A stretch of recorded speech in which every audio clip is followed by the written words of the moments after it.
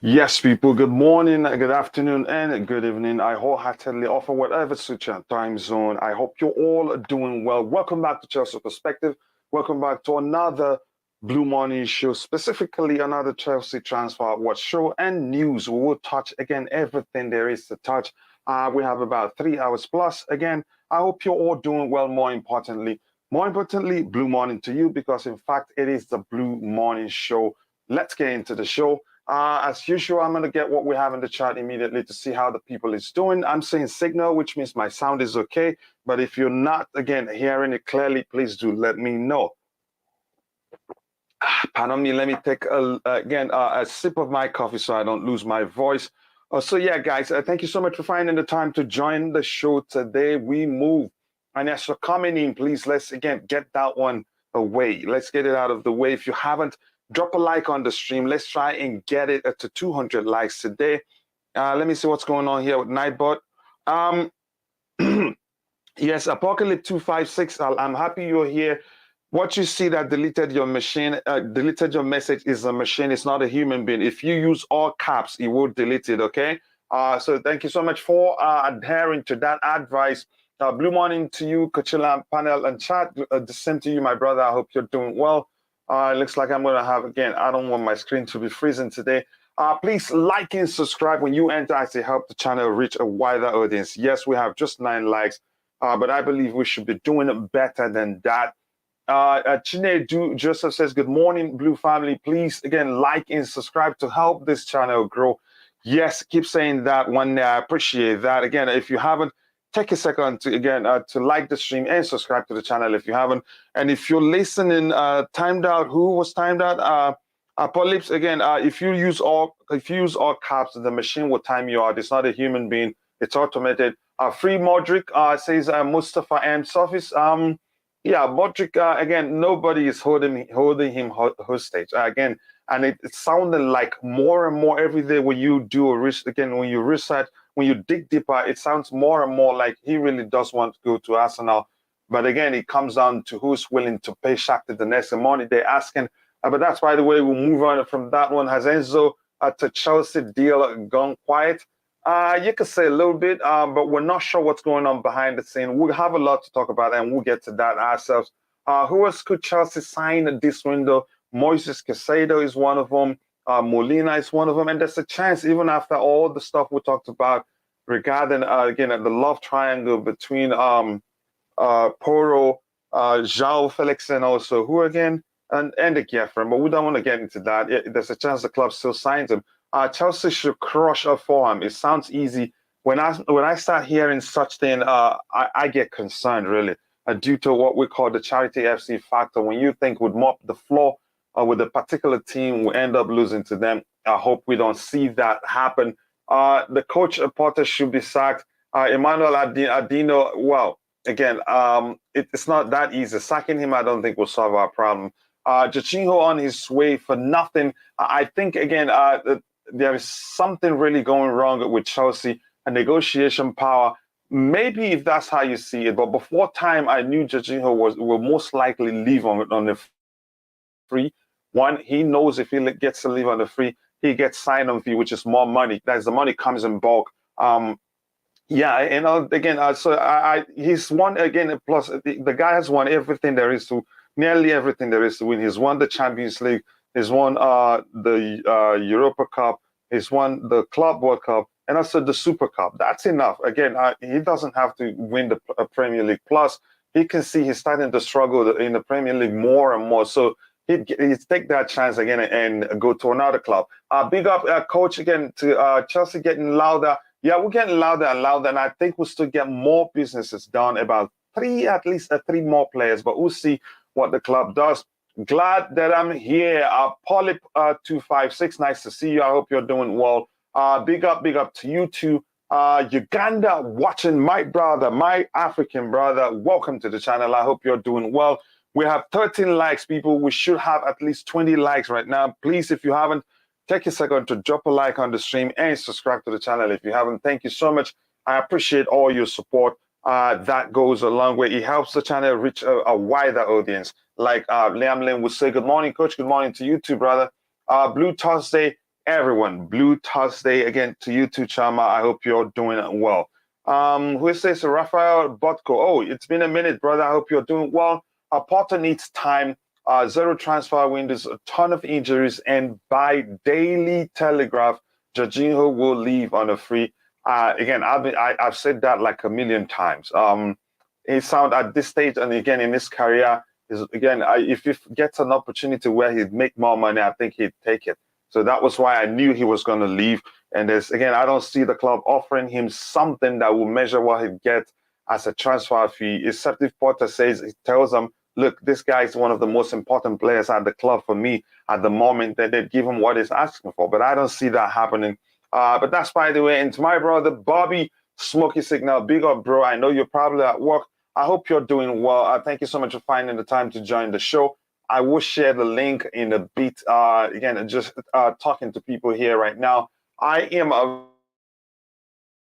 very happy Jorginho will leave. Again, yeah, that's the way you see it. But here's the thing.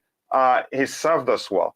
Again, I get it. We don't like him that much. You can say he's one of the most divisive figures at the club. Who was it actually? Timo Werner. The moment Timo Werner left, it became Jorginho. But again, we should respect him. Actually, he served us well. Again, has always been again an exemplary professional. But he said one thing I don't like is you see all the times that you hear his agent saying some nonsense out there in the media. My argument has always been there's no way his agent will be saying such and Jorginho will not know about it. So yeah, but we'll move on from it. Just give me 1 second. I'm trying to open another window here for something else. So yeah, let me see quickly. Did it even come out? Yes, it did come out. Give me 1 second. This is the one I'm looking for here. Yeah, so again, I'm very happy. Yep, okay. Enjoy it. You could throw a party for that. Invite me if you want. J5 Pulisic, all about to get out of my club. It sounds easy. Here's the thing. Before Pulisic leaves, before, what's his name? Who else? Aubameyang leaves. We'd get a replacement for us.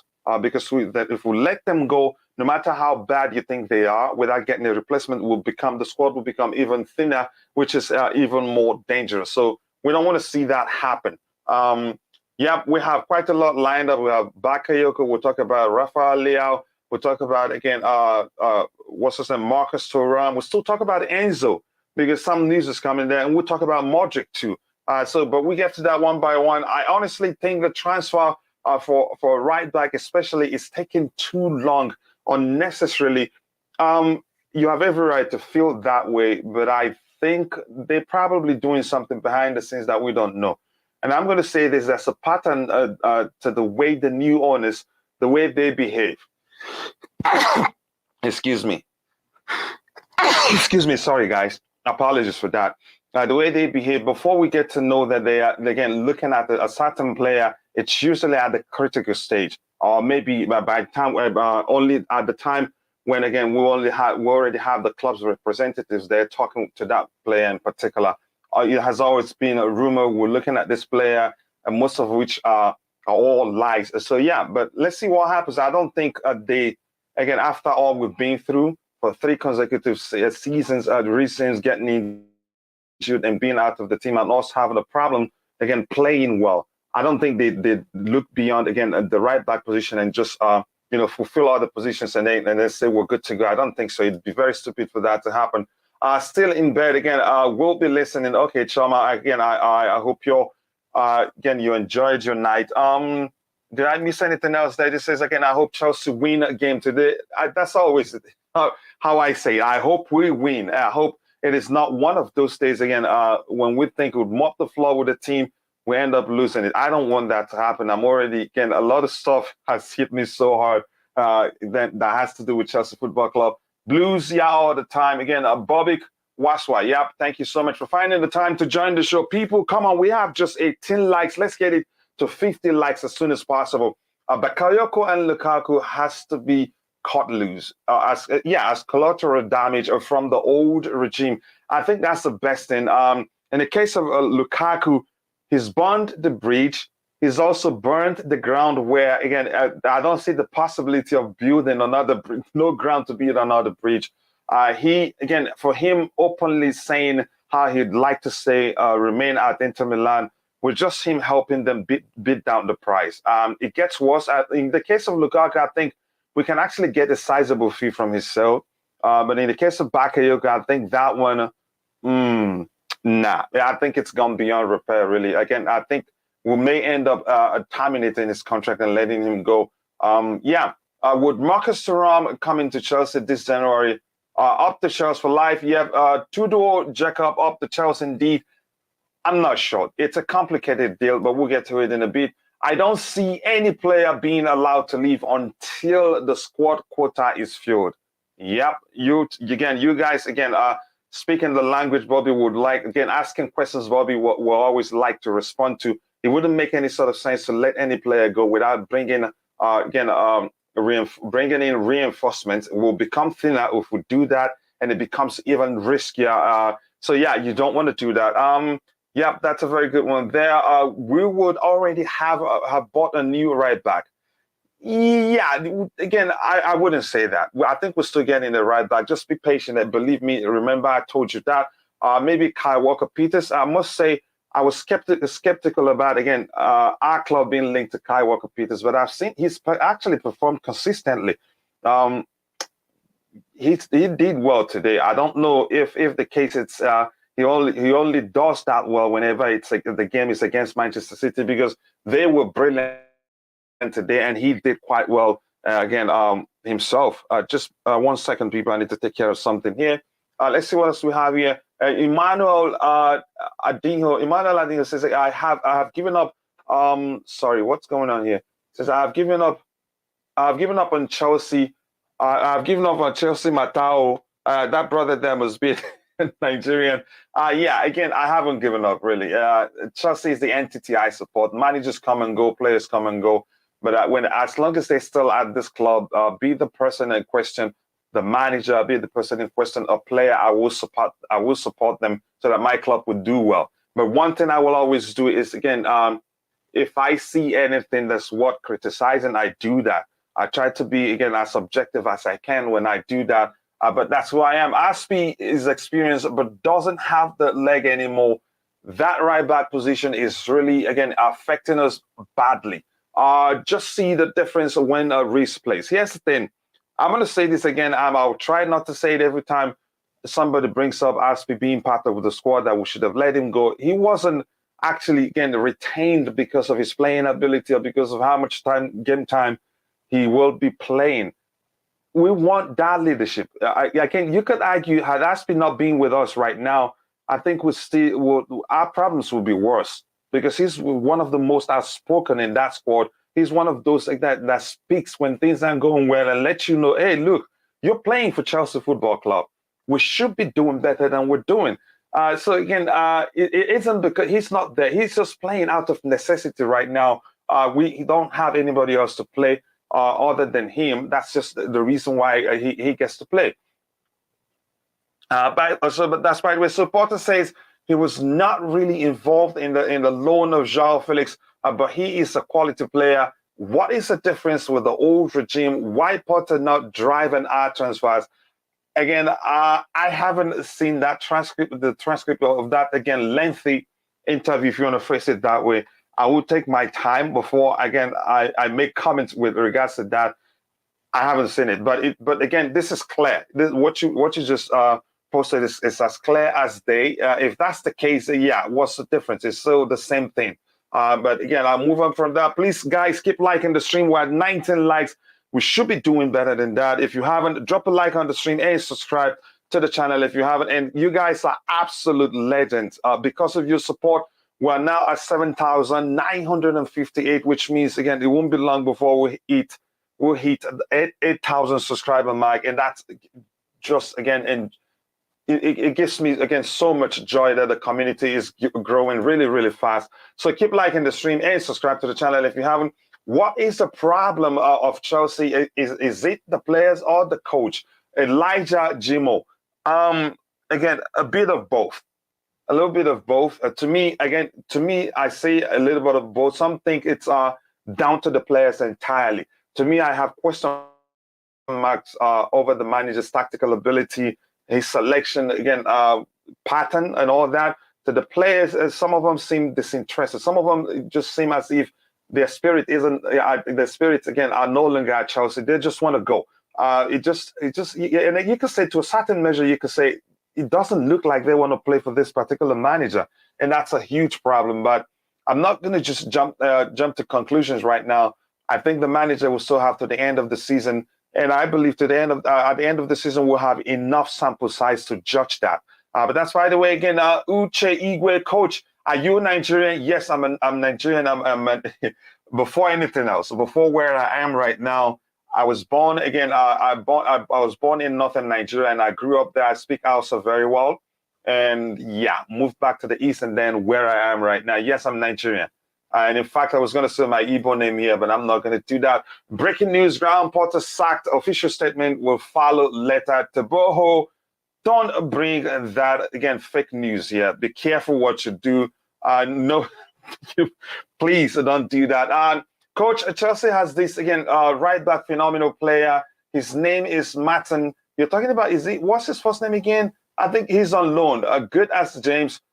Bring this guy back. He's 20 years old. I think I'd rather we go for Tino Livramento. I think we don't. I can't quite recall the structure of the deal. I think he was sold. I think so. I don't remember quite well. He's the player I really would want to see back at Chelsea. Chukwuemeka not starting was criminal the last game, but I'm not going to go into that really. Matson, it's a left back. Okay. Chinedu Joseph, exactly, coach. You are spot on. We need Aspie in the team for experience, but then we need the legs in that position till Reece comes back. And also, again, a competition for him. That's what we need. We need competition for James, or let me say, you can say a rotational player.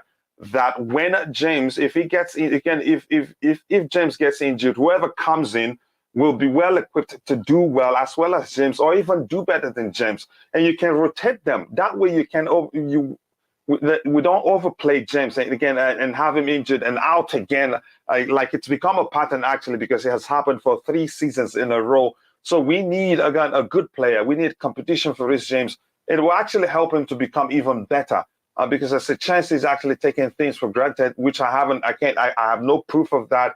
But it's it's human that when nobody challenges you for a position, you could subconsciously start taking things for granted, and I don't want that to happen. I'd rather him become even better than he is. And of course, I know he's capable of doing more than he's done. I'm afraid, again, my darling club Chelsea is going to relegate with Graham Potter leading the ship. No, that will never happen. If you're being honest to yourself, Tino, let him develop. He had a bad injury. Maybe if that's the case, I remember that too. Please like and subscribe, guys, if you enter, as it helps the channel reach a wider audience. We have 64 people watching, and we have just 23 likes. Please, if you're watching, even if you're not participating in the chat, you can take a second to just drop a like on the stream. That does go a long way for the community. So thank you so much for being part of the show this morning or this afternoon or this evening, depending on where you are. Chelsea, yeah, exactly. Yeah, I'm not going to even talk about that. So we move. Let's start again. Let's start taking the topics one by one. And this one is, again, Chelsea players hold silver season meeting with Graham Potter, who says he has the hardest job in football. Yeah, I read that. I think it's okay that he's recognized that Chelsea job is one of the hardest in the world, which means you have to do more to produce a satisfactory result, if I'm allowed to phrase it that way. And 2 things that he's done this week that I like. One is accepting that he has to do more. I saw that myself. And this now, again, I like them both. I like both comments. It makes sense. It looks like he's starting to realize he has work to do. Having good players alone is not enough for you to achieve results. You have to push them. You have to coach them. You have to sometimes, you could say, I don't know if using micromanage is the right term. I should say you have to coach them. I think that's enough if we're talking about football. So, yeah, I think I'm starting to see he's changing his, you could say demeanor. He's changing his attitudes. He's changing his, again, his responses to situations and all that. And it's a good sign. I hope it's not too little too late. But that's, by the way, if we lose tonight, Potter needs to go. That's how you feel, but the owners don't feel the same. It's not the payoff. Is it payoff? What's the term for it? I think if it's payoff, yeah, that's a lot of money. So they'd be willing to give him till the end of the season to see if he'd be able to turn things around. And he's capable of doing that. But I think he has to start learning from his mistakes, which is one of the, again, biggest issues I've observed from, his tenure at Chelsea so far. The length of his tenure at Chelsea so far, it doesn't look like he learns from matches and all that and try to change things a bit. And again, he seemed to actually do the opposite, change things that he's done that worked at the club. That shocked me, really. And it hasn't happened once. It has happened more than 2 times that I'm starting to be concerned. I hope he learns. Porter having a meeting with senior players like Aspi, Silva, Jorginho, and Kovacic says a lot. Most of these players don't play for him. You could argue that, but I wouldn't argue the same for Thiago Silva. He's an exemplary professional and always want to win, no matter who's in charge or who's at the helm of things. And no matter, it depends, however you want to phrase it. Nobody is spamming. Okay, give us an update, Marcus Thuram. I'll get to that in a bit. Again, we have them lined up there. And this one says, I don't have any faith on Porter. He cannot beat Forest. This Fulham, again, they are above us. Let's see what happens, really. Yeah, severance pay was again the term I was looking for. Thank you. You're a genius, man. A real gem. I appreciate that. Big up Kuchila and everyone in the chat. Felix to debut tonight, watching from work.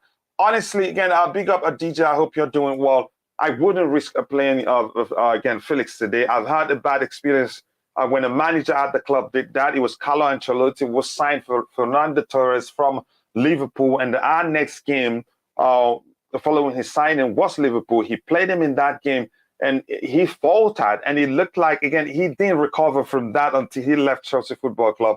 I don't think I don't think it'd be a good idea to be in a rush to introduce Joao Felix in that game. Maybe just give him 10 minutes, but don't start him. It's a risk, really. It's always good to start very well in terms of your debut for a club, because if you don't start well, usually it's difficult to come back from that. Chelsea did Liverpool. What? Okay, I can't really get that. Maybe it's mixed up a bit. I am sure you're delighted about Felix at DJ. Oh, he probably will host the party if he gets a chance. But that's, by the way, what do we have next? This is about Enzo Fernandez. And if you're in the chat, let me know if you believe this. I truly do believe this for obvious reasons, and I'll talk about that in a bit. He says Enzo Fernandez understands, again, that is talking about Enzo Fernandez, understands talks are ongoing in the background, but at this stage, a transfer is unlikely. So this doesn't make any sort of sense. So if a transfer is unlikely, why do you take all the time to come tell us a transfer is going on in the background? I hate this sort of statement, really. If anything, it's contradictory. I don't like it. It seems like the sort of statement that you'd make, how do I phrase it? You'd make to somebody, again, who's stupid, really. It doesn't make any sort of sense, if I'm being honest. And please, again, if you're in the, panelist group chat, here's a link. If you have time, please join me. I usually get a huge laugh. You could say chuckle out of this, but this is more like a laughter. It doesn't make any sort of sense. I have to move on to this, but deep down, without even looking at that, I'll say, again, let me speak my mind on the Enzo Fernandez, you could say not conundrum, really, drama. To me, I think there's a chance he still comes to Chelsea. Maybe let me just say 50-50, because the fact remains it's a risk for Benfica to keep him. Now, he's shown them, told them openly he wants to join Chelsea. Now, he's not loyal to the club. Clearly, he's seen them, again, before he joined them, he sees them as, a stepping stone to move to a bigger club. So it wouldn't make any sort of sense to try to keep him. Yes, he's a professional. He'd play if you feel them, but I wouldn't keep that player at my club. So let's see what happens. But I can't say, really, I'm skeptical about saying if they don't sell him now, they'd sell him for less in the summer, because I'm not well acquainted with his current contract and whether, again, the buyer clause expires or something like that. But that's why the way we'll move on from that. Hit the like button, people. We're 30 likes. We should be doing better than that. Thank you so much for all the support. Our Potter needs all power he can get. That's just the truth. 100% Tobago. Already got my Chelsea shirt ordered with Felix name at the back. He's a player I like, but I'm not gonna order his shirt. maybe as a giveaway. Pure waffle. Let's see what we have again. I don't think we're getting Enzo this window. Okay. But if we don't get him this window, Chinedu Joseph, if he gets to the summer, there will be other parties who would be interested in securing his signature, and by then it's not going to be easy. But let's see what happens. Like and subscribe, guys. As says Chinedu Joseph, we have 33 likes. We should be doing better than that. And my brother Faldiazo, aka Boogeyman, says Enzo can stay where he is. Don't want him here. Too much of a risk. 120 million euros, 178 centimeters tall, 21. Yo, again, we need mature players as midfielders, maybe more physical players. We need to mix it up. Again, balance is key, really. But I get your argument right. The scenes from again when Felix gets in, when Felix gets injured in his Chelsea debut. Okay. I don't pray for that to happen. Please don't do that. Again, don't jinx things for us. But that's why the way we'll move on from this one. Again, if you're watching, if you haven't, take a second to drop a like on the stream and subscribe to the channel if you haven't. I think I picked a few. Graham Potter, comment. This one says, Graham Potter, I think this is probably the hardest job in football. Because of the leadership change and because of the expectations, and rightly where people see Chelsea. But I didn't think we'd lose 10 first team players. That's just where we're at right now. Again, as much as I understand where he's coming from, that sounds to me a bit like an excuse, but we have to move on from that. Again, I hope he does well. I'm going to keep saying this. Chelsea is the entity I support. Managers come and go, players come and go. But I will always support whoever, again, is still under the umbrella of the club or still plays for the club or manages the club, because if they do well, I'd be happy. If they falter, if they don't do well, it breaks my heart, really. Enzo is very physical. Is he really? Okay, maybe I haven't paid attention to that side of his game. Club officials at Benfica trying to extend Enzo's contract, but he's refused. They think the matter is closed and Enzo is going nowhere in this window. Wow. Okay, we'll move on from him. Maybe you could argue that's the reason why we're in a hurry, or we did whatever we can to snatch up, Joao Felix under the noses of Arsenal. Who you could, I think Arsenal were already talking to his camp, talking with his camp, but I'm not sure. Potter is out of his depth. People are arguing that, but here's the thing. Here's one thing I want to say quickly about. Graham Potter. When they got him, and again, when they went for him, you see how you sign players with potential. You don't sign them because you expect them to come in and change things for you immediately. You're signing them because they have potential. They can help you become better in the future, long term. So they got Potter for long term, and that's why, again, the long term project and all that. But did they really pay attention? Because Ty discovered the other day that his winning percentage at Brighton was just 31%. And that's concerning, really, given what Chelsea Football Club. And that's a risk.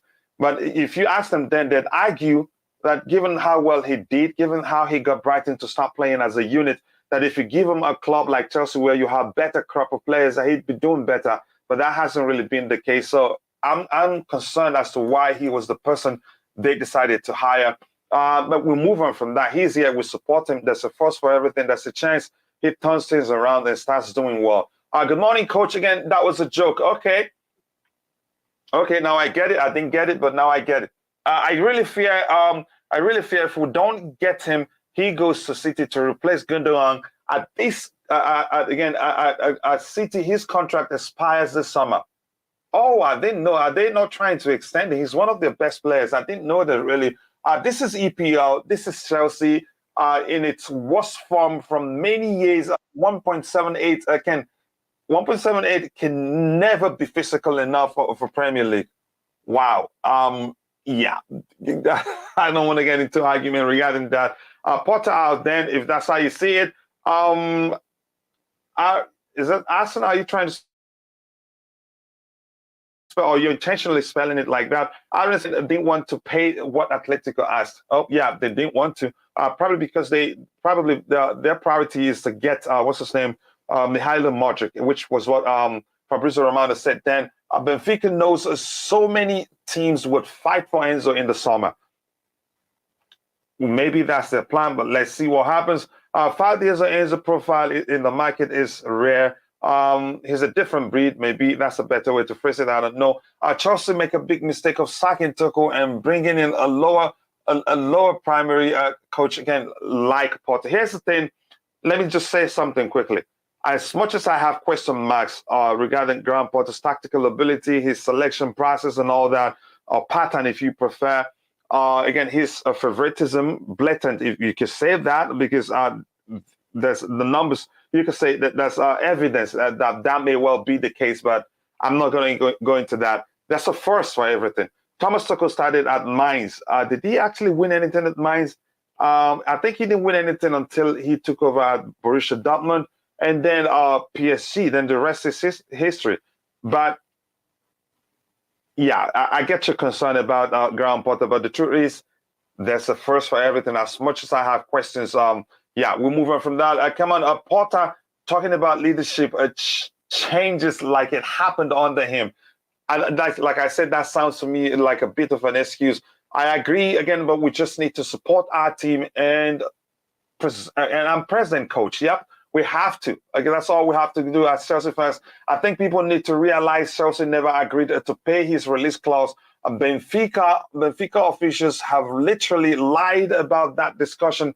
We're done, but nothing agreed. I still wouldn't rule out again a move. Yeah, okay, we'll see. Chelsea made the best decision by sacking Tuchel. I'm not going to read that again if I see it. Do you remember when we didn't want to spend up to that again, big money to buy Aguero, who wanted Chelsea initially? Aguero didn't want Chelsea. Aguero preferred Man City. It was Falcao that was telling him he joined the wrong club. Correct me if I'm wrong. I'd never heard that Aguero wanted Chelsea over Manchester City. I could be wrong, but correct me. I don't know everything, and I'm not an encyclopedia, football encyclopedia. I'm not one. Let me see anything else quickly. 10 players out injured. God help us. Reece James is a big loss to us. Get well soon. I hope again, he's on the pitch. He started light training. Correct me if I'm wrong. I think that's the case. So I'm going to stop here. Zumalo, trust him to sign Leao. No, I don't think that's possible. Let's see what happens. The rumors are that he's on the verge of signing a new contract at Milan, and if he does that, the price goes up, and you know that. Rights, Vardiol, again, add Ivan Toney to strengthen our great team. Okay, to strengthen our great team. Chelsea must also consider who's that? Okay, Musa of the USA, Ishmael Kone of Canada, Kolo Muani of Frankfurt. Yeah, lots of names, lots of signing there you're suggesting. Okay, let me see what we have here. And big up to my brother CFC for hit. Nice to see you, bro. I hope you're doing well. Thanks so much for finding the time to join the show. Again, that means a lot to me. And if you haven't, people, go check out Fahim's YouTube channel. He should be around 60,000 subscribers right now, the fastest growing. Again, the guy is an excellent content creator, and believe me, you will enjoy his content. So I'm going to come back to the panel. As much as I enjoy reading what you have in the chat, if I continue doing that, that's all I do for the whole day. Bobby, I don't know if you want to, again, yeah, good morning to you, because it's still morning over there. I don't know if you want to talk about this comment right here from Graham Potter. Or do you think we should move on? Or you have anything else you want to talk about that you've heard us talk about here? That's fine. So what's this Potter saying? Yeah, he's saying again that he thinks probably the hardest job in football, that's the Chelsea job.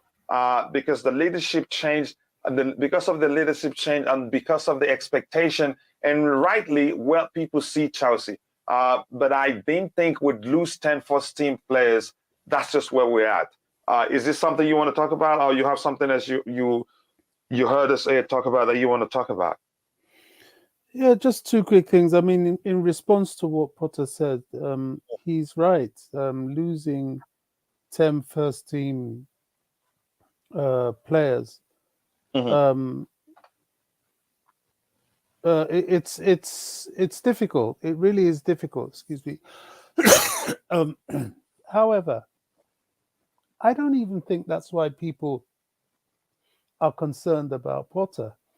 I Hmm. think people are concerned about Potter in that he hasn't really helped himself or instilled confidence Hmm. that even if he's given all the players in the world, that he'll be able to create a winning formula simply because of his tactics or lack thereof.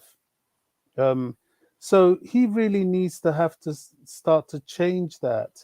And hopefully, starting with Fulham, he needs to show more. He needs to show that he can do things with the players that he's definitely going to get. I don't subscribe to all this. These aren't Potter players. These aren't such Hmm. and such players. I don't because no manager comes into a club that has no players. You have to work with what's there largely, and eventually you kind of earn your own picks by succeeding with what you've got or showing that you have a direction of play that needs complementing. Hmm. So the jury is still very, very, very much out on Porter. Um, on a personal note, I find I absolutely love being on the panel. I'm very passionate about Chelsea, as Hmm. you know. I don't take any prisoners, but I must say, sometimes it costs me a lot outside of the panel. I get targeted on Twitter. I get people saying things, attacking me. Perhaps not so much now, but certainly in the past, and certainly over Marina. My goodness me, in the past, I had so many attacks on that. But I know I don't. It doesn't change my perspective. My perspective is always for Chelsea. That's why I come to the Chelsea perspective.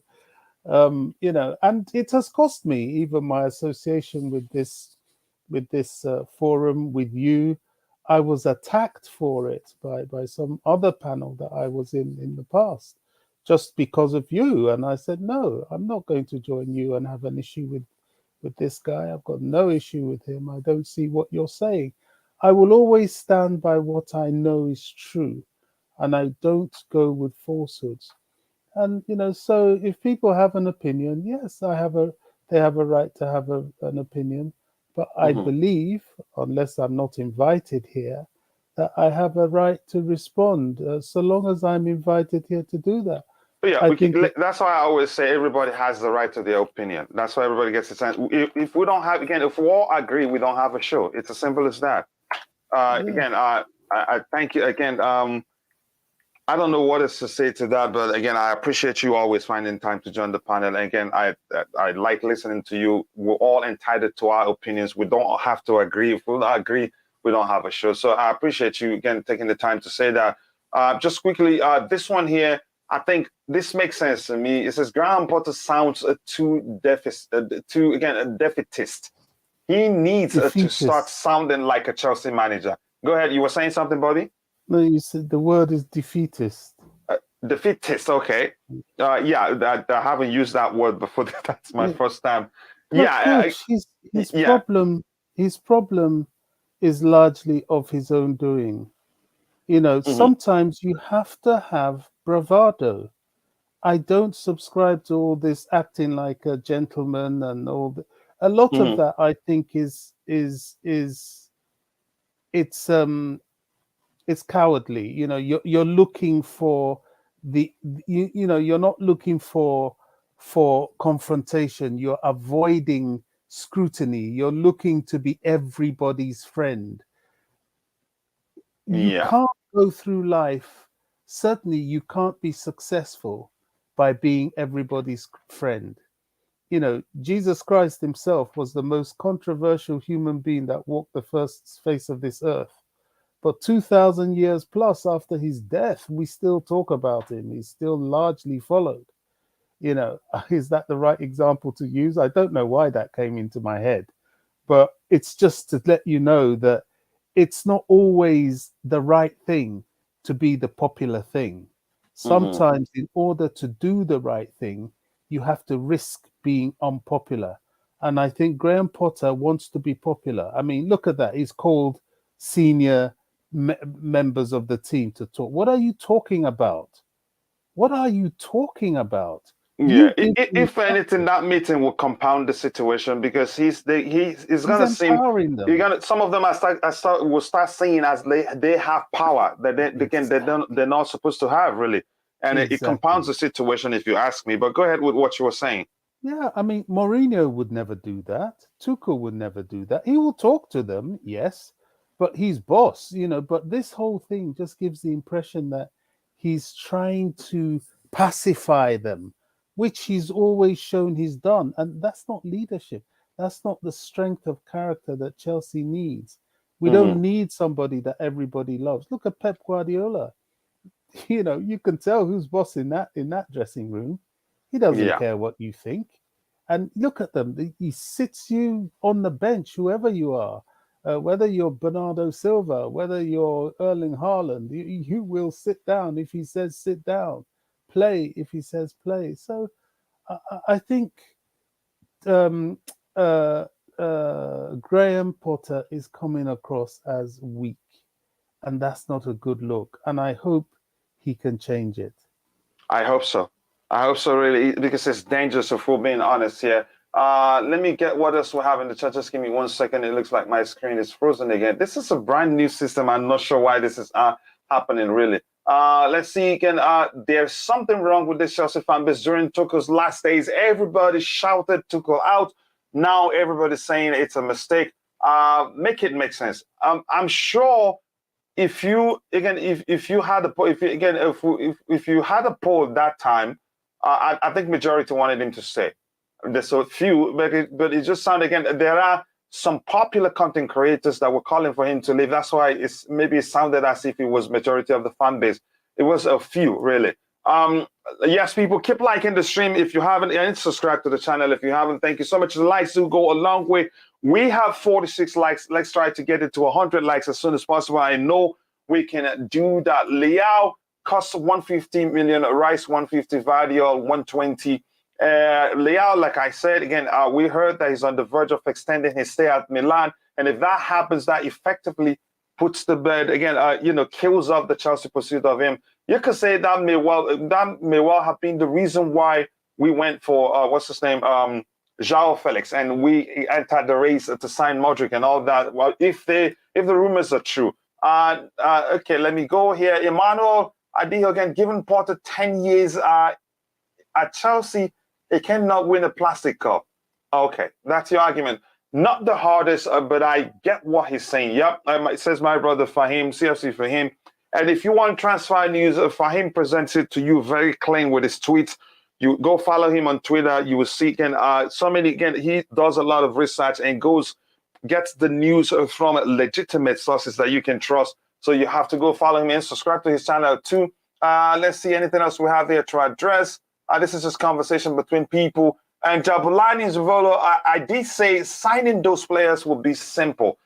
Okay, you did say or didn't say, I'm not sure what you mean, would be simple. But I suggested material that can greatly assist what? Okay, to be stronger. Oh my goodness. Again, Potter doesn't have any clue of working with a top club. He made me laugh and he sounded stupid when he said he thought he was regarded as a top manager. He is not a top manager by all means. Did he really say that? That's a seriously inferiority complex. Did he say that? If he said that, then he shouldn't be Chelsea manager, really. But I'm not going to believe it until I see it myself. If he said such, then he shouldn't be coaching Chelsea. It's as simple as that. I don't blame Potter as much. More on the owners for their odd decision and plans. I get it. Fahim, my bro, hasn't moved on from Thomas Tuchel, really. To be honest, I was doing my research about someone now. It's a lead coach. Okay. Let's see again. Nana and Tobago, they're having conversation there. We should beat Forest even with our academy team. Please stop saying that. You're gonna jinx it. Have you forgotten about what it's called again? What's it called again? Charity FC. Please stop saying that. Don't jinx it. I'm begging you, really. Guys, again, Potter is not the right man. Yep, you keep clamoring that. I don't think so. I have questions. That's the first for everything, really. I'm not going to, let me just try and be as diplomatic as possible. CFC for him, okay, just having a conversation there. Yep, back all the managers, again, no matter who, Chelsea is the entity will support, more importantly. But Potter has to do better. And again, more importantly for him, I don't know if you saw that, he admitted that he should be doing better and the team should be doing better, which has always been my argument. We don't have the best squad. We don't have the worst squad. But the fact is we should be doing better. It's as simple as that. And I'm glad he's recognized that. Hopefully he changes for good. Again, take us start again winning games. So what I am trying to say is that if coach is not good, what are the players doing about it? You can't do anything. You're a player. You only do what the manager asks you to do. So I don't have, if you understand, if that makes any sort of sense to you, how did Tuchel do with injuries at Chelsea last season? He did fairly better than what we're doing, how we're doing right now. But I'm not going to. I don't want to make it an argument, really. Chelsea Blue Morning coach. I am seeing reports of Barca want to set some players, including Ansu Fati. We need a winger. I would take him on loan with an option to buy. We don't know if the club, again, if they're monitoring the situation and would want to have Ansu Fati at the club. He was, again, one of the brightest shining stars last 2 years. What's going on? Why do they want to let him go? Let Tuchel come back. Yeah, good luck to you. Good day, boss. Again, hard job to take, to be honest. At times, he chooses wrong information. Again, and very poor decisions. He just needs to up his game and cope. Yeah, and cope with display by the touchline. Okay, yeah, I get it. Let me see. I'm going to scroll to the very bottom. We have quite a lot to talk about. I'll try to catch up when Bobby speaks. I don't think I'll be able to read everything because the chat is really on fire. Again, if you're watching, if you haven't, take a second to drop a like on the stream and subscribe to the channel. If you haven't, we'll move on from Graham Potter. And this one here, a final point, Brighton haven't reduced Caicedo's fee in the market. Definitely not cut price on the court. Entirely, he was never valued at £85 million. Barber says of Brighton FC, again, don't tend to pre-value players. They'd rather keep before interest, especially in a quick January window. So there's a chance he stays at Brighton. There's a chance he comes to us. But if we eventually get him, then probably we'll pay again premium for him because it's January and clearly they're stating that they on what I just read. So, Bobby, if you're listening, wherever you want to come in, you can always come in. According to TalkSport, Chelsea are showing interest in Southampton's right back Kyle Walker-Peters this month. To me, that game against Man City, you could say, was an audition for me, and he did quite well.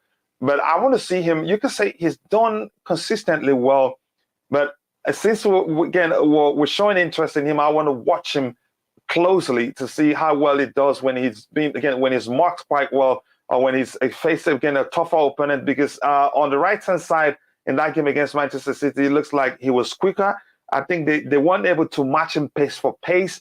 He did quite well. But Bobby, your thoughts on Kyle Walker-Peters? And if you're in the chat, let me know your thoughts on Kyle Walker-Peters, whether he's a player you'd like to see at Chelsea Football Club. Yeah, I mean, there has been rumours about Kyle Walker-Peters before. Mm-hmm. He is a good right back, certainly with Southampton. The only concern I have is he somebody that can stretch Reece James? You know, I want to see someone who comes in at right back and stretches Reece James to a point where when Reece is fit, sometimes the manager then has to move his position because this guy is so good. You know, Reece can play in midfield. Reece can play centre back if necessary. I suspect very much if there's a good right back, for example, like Dumfries, we'll have games where when Reece is fit, if he's not rested, he'll come in and play in the midfield. So you can have both of them on the field, just like they did do with Cucurella and Chilwell. You know, when they're both fit, sometimes if one is not resting, well, Graham Potter would play Cucurella as left centre back and have Ben Chilwell on the field, depending on the opposition. You see, it's all that flexibility that matters in the team. And that's what I would be concerned about Kyle Walker-Peters for, is he flexible enough? I haven't seen that much of him. You know, the only time I really, really started paying attention to him was when Southampton beat us, and he and Lavia, is it Lavia? They really stood out. Romeo Lavia. Yeah, The they former really Man stood out City in that Academy game. player, yeah. Man City Yeah, Academy product. Yeah, go ahead. and you know, funny enough, that was a game that Tuchel was really, you know, outmaneuvered, both because of the personnel he had that let him down, Hmm. and these guys were physical. You know, they were strong, they were direct, they were fast, they were so. That's when I started paying attention to him. Is if he came to Chelsea, well, you know, we have a problem in that area. I noted, you know, I shared a tweet about, I've forgotten who sent out the initial tweet about Jules Koundé, that the ownership wanted him. It was Tuchel that didn't want him. But now the ownership are still kicking themselves because he would have been a solution to that right back situation. And that's very true because I always knew that Jules Koundé was not only on the shopping list because of, well, that was the main reason he was on the shopping list, because in the Premier League he would have been very challenged to play centre back, Hmm. just like Cucurella. He would have been somebody that you can put into the right centre back position in, you know, when there is dire need. But ultimately, that right wing back would be his, and just like Cucurella. So that would have really given us some balance. And now we wouldn't be talking about missing, well, I suspect we wouldn't be talking about missing Reece James so much because we'll have a natural player there. Although, having said that, for France in the World Cup, I noted, you know, he would go forward. Did he put crosses in? I can't really recollect. No, attacking wise, he was poor. Plus something I Yeah. noticed, I noticed about this game, and you could hear Chelsea fans arguing, "We're happy again, glad we didn't That we sign him. He didn't get nearly him. came Yeah. to us." And quick advice: if you're in the chat, stop, and you're not a mod, stop using all caps. The machine will delete your message. It's not a human being. A machine is policing the chat. So if you use all caps or more than 3 emojis, it will delete it. So one thing I noticed, and that happened not just once, again about 5 times, is his headed clearances often land in again in the feet of the opposition. Mm. Yeah, he wasn't, again, he didn't do that well at the World Cup, but go ahead with what you were saying. But you know, Kyle Walker-Peters, you know, I noticed him more defensively than offensively. Is he putting in crosses? Is he? You see, the unique thing about Reece James is that he's such a good. I mean, Reece James really is one of the best in the world. He Yeah, he he indeed. he defends excellently. He's fast. He attacks excellently. He Hmm. drifts into the midfield. Reece James supports the midfield as well as the right back position. He gets a lot of work done. And yes, his injuries right now could be said to be freak injuries, Hmm. but the stress on his body and his muscles are a lot, and you know, therefore make him susceptible to these things because he puts in extra work. And this is where the squad comes in. You know, having somebody who could work like him, I think is crucial. I think it's crucial even for his career. Yeah.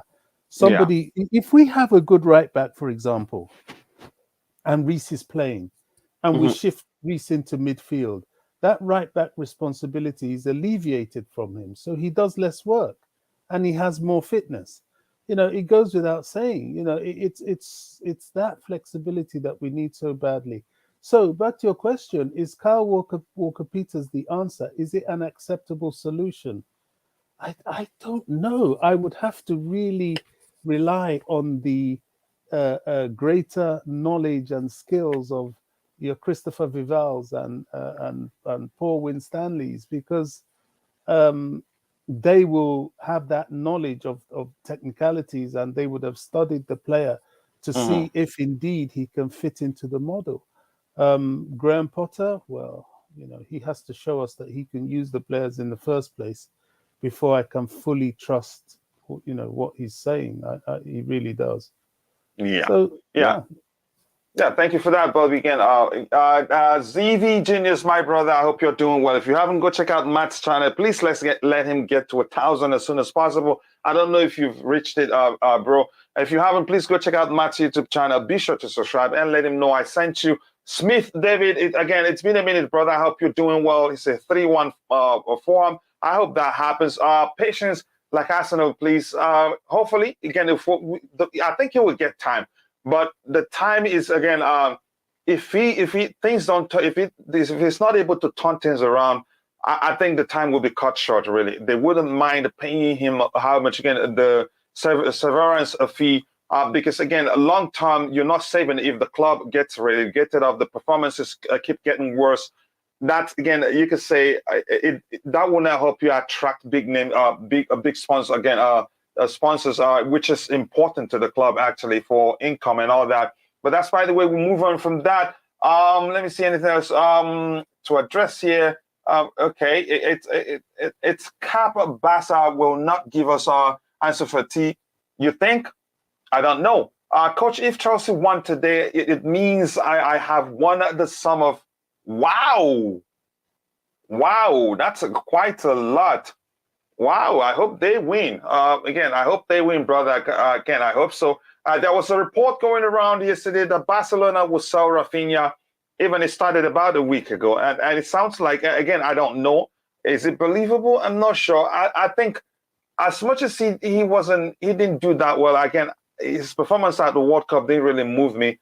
You could argue that he hasn't reached that height, again, at Barcelona too. But again, he's not my cup of tea, really. Barcelona cannot register all, but so he remains here until end of the season. I am happy. Yeah, again, hopefully Joao Felix will unlock him. We'll see again. Will help him again. Start scoring goals again. If you are a player, okay, I don't know what that means. Even if Roman was still here, we would be going through the same exact thing. So you cannot blame anyone. It's partly everybody. So let's just be honest about that. It's on the players to show up and play well, but it's up to the coach to get them to be motivated. Here's the thing. My problem lies, again, the last game I watched, it was just as if I was watching primary school kids play a football match. There was no measure. Again, there's no measure of you could say coordination between the team. It was just like any direction the ball goes, all the players will go there. It just, even I was like, what's going on here? Like Liam Lane said, that those players didn't look like a team the team didn't look like a team that is being coached. It just looks as if he just selects them and say, go in, just go do your thing. So yeah, there's no clarity to what's happening really, or to where the process is leading us. That's one of my biggest problems. We're not seeing anything change. We're not seeing consistency in anything. It just seems as if he keeps changing things, chopping and changing things every now and then. No consistency. That can be confusing to the players, really. If we're being honest, Chelsea is winning tonight against Fulham. I believe because I am passionate about Chelsea, like all of us are.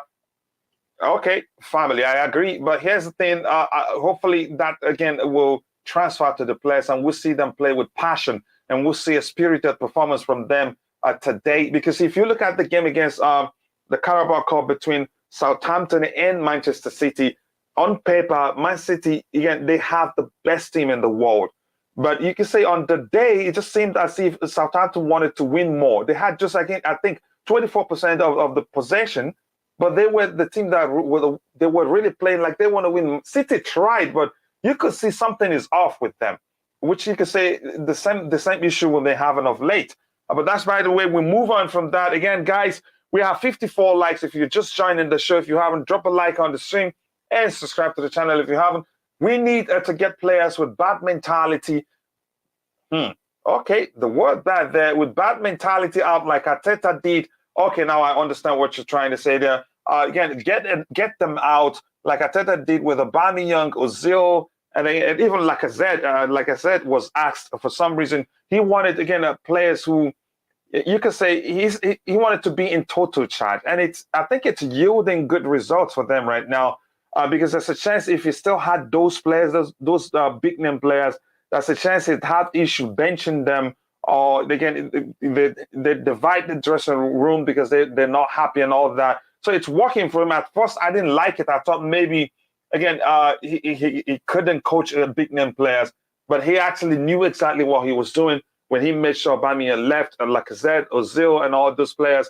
But that's, by the way, we'll move on from that. I'm going to scroll to the very bottom, guys. There's quite a lot in the chat, and if I keep reading it, as much as I enjoy it, that's all we'll do for, again, until the show ends. Liam Lynn says, please, guys, keep liking the stream and subscribe to the channel if you haven't. Again, we appreciate all the support. We're growing, and right now we're at 7,961 subscribers. Again, soon we'll hit 8,000, and that's all because of you. We move on from this one. Kai Walker-Peters, I hope we'll get him. Again, I think he did quite well. Reece James is back. Again, I hope we're not in a rush to bring him back, no matter the situation, because there's a chance. I don't want to see him suffer a setback again. It's a risk. Bobby, if you want to talk about that, you go ahead. Again, I'm gassed that he's back, but we should take it slowly, take it gradual. Don't rush him back. Your thoughts, Bobby? All right, I'm going to keep talking with you until, again, Bobby comes in. I'll let him speak on that. I'll just move on from that. Because I've supported Chelsea before the Sorry, Roman era. I was trying to hear something from Ben Jacobs. I didn't quite get okay. it. I was just saying, again, we shouldn't rush Reece James back, no matter the situation right now. Give him time to recover fully. We don't want, again, to rush him back, and then he will suffer a setback. Things will actually get worse for us right now. Your thoughts, Bobby? Absolutely. I see no sense in it whatsoever. And that's why we need a right back. Rushing Reece back is a pointless and a negative exercise, both for the club, for the team, and for him. Mm-hmm. He needs. Yep. He needs and to this be update. fit. Yeah, go ahead. Sorry, you were still talking. Sorry about that. I just want to, he needs to be fit 100%, and he needs to be brought back to a situation where we can afford to have him rotated. If not, it's just back to square one and worse. Yeah, we shouldn't be in a rush to bring him back into the fold. We should take it slowly. And this again puts to bed the argument that Aubameyang, just quickly, that Aubameyang will be going to Barcelona. Yes, it is in fact the truth that he can only play for Chelsea and Barcelona at this point. But somebody already said that in the chat that haven't consulted the RFEF. They clarified that Pierre-Emerick Aubameyang could not play for Barcelona this season because he could not be registered. A player who has registered this season and withdrawn cannot be re-registered again by the same club. Okay, it makes sense now. That clarifies everything. So that puts to bed the rumors that he's going to Barcelona. So he most definitely be with us until the end of the season because he cannot play for any other club except Chelsea or Barcelona. So we'll move on from that one. Let's see what else we have here. And if you have any question, if you're in the chat, shoot it and we'll try to address it. This is just, again, there are some people are concerned and asking the question, have we really sealed the Nkunku deal? And I know, Bobby, you responded to somebody in the chat that asked that question. So maybe this will calm you down. Nkunku, again, he's one of us now. Although we haven't, again, there's no official statement yet, but I think it's been sealed. It said Christopher Nkunku's deal is signed and sealed. So let's just sink in. So do not be bothered. It's signed and sealed. Here we go now, confirmed. All documents and contracts are also signed. It's 100% close. French striker can be considered new Chelsea player starting from July 2023. It's all signed, sealed with RB Leipzig and player side. So nothing is actually left. It's not like we'll have a verbal agreement in place. All that is left is to put pen to paper. So there's no risk there. He's a Chelsea player no matter what happens. So, but I think part of the agreement was just to let him finish the season at Leipzig. Unfortunately for them, he's injured, and I'm not sure when he's going to return. So you do not have to worry about that. He's one of us. And if you're watching, we have 57 likes, and we have 108 people watching. We should be doing better than that. Please take a second, drop a like on the stream, and subscribe to the channel if you haven't. Let me see anything else. IJ should wait until Champions League. Yeah, maybe that would do. Jean Marcloba, I like that. Again, we shouldn't be in a rush to bring him back into the fold. It's a huge, huge risk. And again, I don't want him to suffer a setback. That would be, again, bad for us. And this one says Chelsea are more likely to be the ones who meet Brighton's valuation in January for Moises Caicedo instead of Liverpool. And that's, again, I think we've talked about this on the panel a few days ago. They spent quite a lot of money. They spent nearly 100 on what's his name? Darwin Nunes. They spent on the Dutch international. What's his name again? Kodigapo. One more player, I think. So they spent quite a lot. So probably they're on the borderline to infringing the FFP rules. That's why, again, they're not going to be able to compete. Same thing as all the clubs that were here and that are interested in the player. Manchester United, they spend quite a lot also, and has to be cautious as to how much they're willing to spend. But Caicedo, he's actually a player I want. He's physical. You could say he's taller actually than Enzo. And do I think he's be able to produce the kind of output we see from Enzo? I think they differ. They differ in the sense Enzo, he's played deep. He plays deep for Argentina, or more like box to box for Benfica. Correct me if I'm wrong. But he has that quality. He has that vision. He has that passing rate. He has an eye for goal. You could say it would be easy for him to start fulfilling the central attacking midfield role for us. For Caicedo, he's more of a box-to-box midfielder who's also capable of fulfilling the defensive aspect of the game. So he can actually, again, work for us as you could say as a hybrid DM. He's one player I want to see. He's a fine player. But the amount that's being quoted, again, makes me, I'm concerned about that, because I don't know if we'd be willing to cough out such an amount in a window where we spent quite a lot. And it's not been long that we spent 300 million plus. Plus, again, how much we spent, and it's spent on signing young players, plus how much we spent already this window. I don't think we'll be able to cough up that amount. The price is just too much. Let's see what else we have here. Again, winning tonight isn't enough. I need to see relentless attacking football from the midfield, progressive forward passes, from forward runs in behind, and take-ons of proper performance, of proper drills. I hope we'll see that, really, but it's not going to be easy. I'm still concerned because the fact is Charity FC is still well and truly in existence, and that's concerning to me.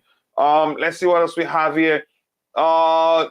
Luca Chilla, I think Livramento would be a good backup for who? Oh, okay, you meant James. For James, and can be a good competition for James. Do I think? Nah, I don't think it'd be a good competition for James. If anything, I think people are calling for us to go for him if it's available, because he's he's one of us. If you want to phrase it that way, I think James is a better player. I don't think he'd actually, if we're being honest, I don't think he'd be able to provide good competition for James. James will always start ahead of him, but you can say if he's on the pitch, I think on his day he's a fine player. But I really want a player who pushes James to become better. A player that you could say again, because he's good enough. If he comes in, our level doesn't drop. He puts again. He measures Rhys James's performance, and actually sometimes do better. That's what I want, and that's why we don't use the term backup here. Come on, people, again, we're nearly double the amount watching, again, than likes. Yeah, we have to up the likes, people. We have, again, 103 people watching. We have just 60 likes. We should be doing better than that. Again, the likes do help the channel grow. But that's, by the way, what else do we have here? Anything else to address? Chine Joseph says we don't need a right back who will be a replacement for James when he is out. We need someone who can compete with Rhys James, again, provide competition, push Rhys James to become even better. I get it. Rhys is one of the best right back in the world. But the truth is, without competition, he will not improve. He needs competition to realize he needs to do even better to get to start ahead of the other person.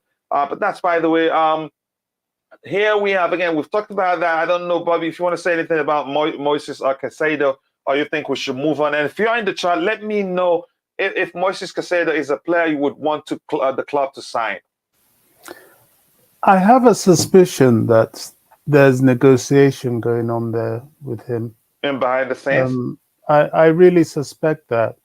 He is still just about within the price range, but what may be dragging it is the fact that the club is probably looking at both him and Enzo. If those two deals are done together, then the midfield would be very, very much in a better state of repair. So, where there's still time in this transfer window. Not a lot, but there's still time. And I think there will still be some things happening for Chelsea, for sure. The only thing I know it's not on your radar yet, if it's even going to be, is that from all the noise I'm hearing about Bakayoko and Lukaku, I think that's going to be yet again another expense that the club may need to absorb. Certainly, Bakayoko, I don't know if Lukaku may prove a bit too expensive because, to buy Bakayoko out of his contract, I don't know how much contract he has left, but his wages. Let me check quick. Let me see how long he has on his contract. But go ahead. Yeah, he just signed a new one, didn't he? Marina got him to sign one before he went off on loan again. But yeah, check if you're going to. But his wages are far less. The big problem is Lukaku, because buying him out of his contract is going to be huge because of his wages and everything. And his length of contract is about 3 years? That's still a lot of time for what he's on. But we got to get rid of these guys for sure. I'll be more anxious to get rid of them than Jorginho, to be honest. Oh yeah, at least Jorginho offers us something. I don't know what to say about Bakayoko. What happened really? I just can't tell. I think that injury that he had before he joined us, he didn't quite recover from it. Yeah. I tend to think the issue with Bakayoko is, I think, because Bakayoko on the field of play, I don't think he was that bad. I just think he trained badly and he gave the coaches the wrong impression. Correct me if I'm wrong, but that's the impression I got. There's a chance that may well be the case. Just in the case of, again, for instance, Bashwai is a good player, but managers has always had issues with him. It just seems as if it's not, maybe usually what causes such problem for managers, for players, is that if they're not capable of, to implement the manager's tactical instructions once they're in the pitch, it can be problematic, and managers don't like such players. That may well be the case of Bakayoko, because every now and then you see flashes of brilliance from him at AC Milan, under Gattuso. He did well. Again, we were like, okay, maybe we should get him back. He'd do a good job for us. And boom, again, everything goes, he's backward again. I want to find out the length of his contract there, whether that's going to be problematic for us. Just give me 1 second. Yeah, I think I should end this poll. I didn't phrase the question correctly, but maybe people will understand. But let me just stop it. Yeah, I think, I don't know what went wrong, because he did well at Monaco before we went for him. I'm not sure what happened. Is he the same set as Mbappe? No, the same class as Mbappe at Monaco. I think so. Problem here is that, and I can understand why, if as a player in the modern game for a big club, you don't take on instructions, or you don't play to a certain extent to tactical instructions, it's a big problem. It's a big problem. And that in itself is reason for him not to be selected. I can't think of any other thing but that, because physically he's okay. He's very, he's physical. His technicalities is not too bad. I don't know much of. I don't think I don't sort of recall his goal scoring. I think he But scored one for us. yeah, but there was a time that whenever he was on the pitch, we didn't lose. Um, so it's a shame. It really is a shame. But It he's is. got to go.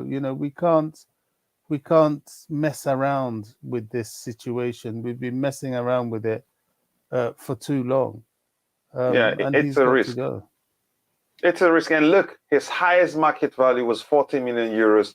Now, current market value is 4 million euros. Yeah. That's a serious drop. And he's actually 30. Well, his time has really passed, hasn't it? Ooh. His time has passed, and you see, these are the things I really, really don't want to get onto this again because it's not that we've done this to Yeah. death, and it triggers people. But these are the issues that I raised with the last regime, not Roman himself. I mean, these are big problems to create in a team. One individual that costs money like that being dead wood is huge, and not getting rid of that person at times and just elongating the contract and paying the wages more, and it's just a craziness, and it's punishing the club now. Yeah. How long has he been at Chelsea? What, about 6 years, 7 years? It's got to be as long as that. It has been. Got to be. He's been here a long time. Another one, the conundrum of all conundrums is Lukaku. But I tell you what, and I'll tell you this for nothing. Mm-hmm. If Inter send him back, Boehly and Co. gonna get rid of him. They don't mess around. Look at what they did with Ross Barkley. Paid him off, got him off the books. Anybody they couldn't get rid of, they couldn't scratch their contract. They just paid them off and kicked them out. Lukaku, maybe that's what Inter wants. Maybe they want Chelsea to pay him off and kick him out so they can And kick him off Lukaku on is a part free. of that campaign because you shouldn't be speaking publicly like that you want to stay at a particular club in a particular club. That again, it becomes again. It's more like handing in it's more like saying handing in again a transfer request to your parent club because once you say that openly, your parent club, they don't have a good you putting them in a very difficult position in terms of negotiation. It doesn't help. And why he's behaving like that, I don't know. His behavior is dreadful, and it's an indication, if I can look at it from a positive light, that the whole Enzo situation is not dead, because these players, if you watch footballers, it's not so much all the badge kissing and the ground pointing and the fist pumping in the air that actually matters. It's when they come out and say key things that either denigrate the club or shake the foundation of the dressing room. If a player tells you, "Oh, I want to go," I think you really have to consider letting them go.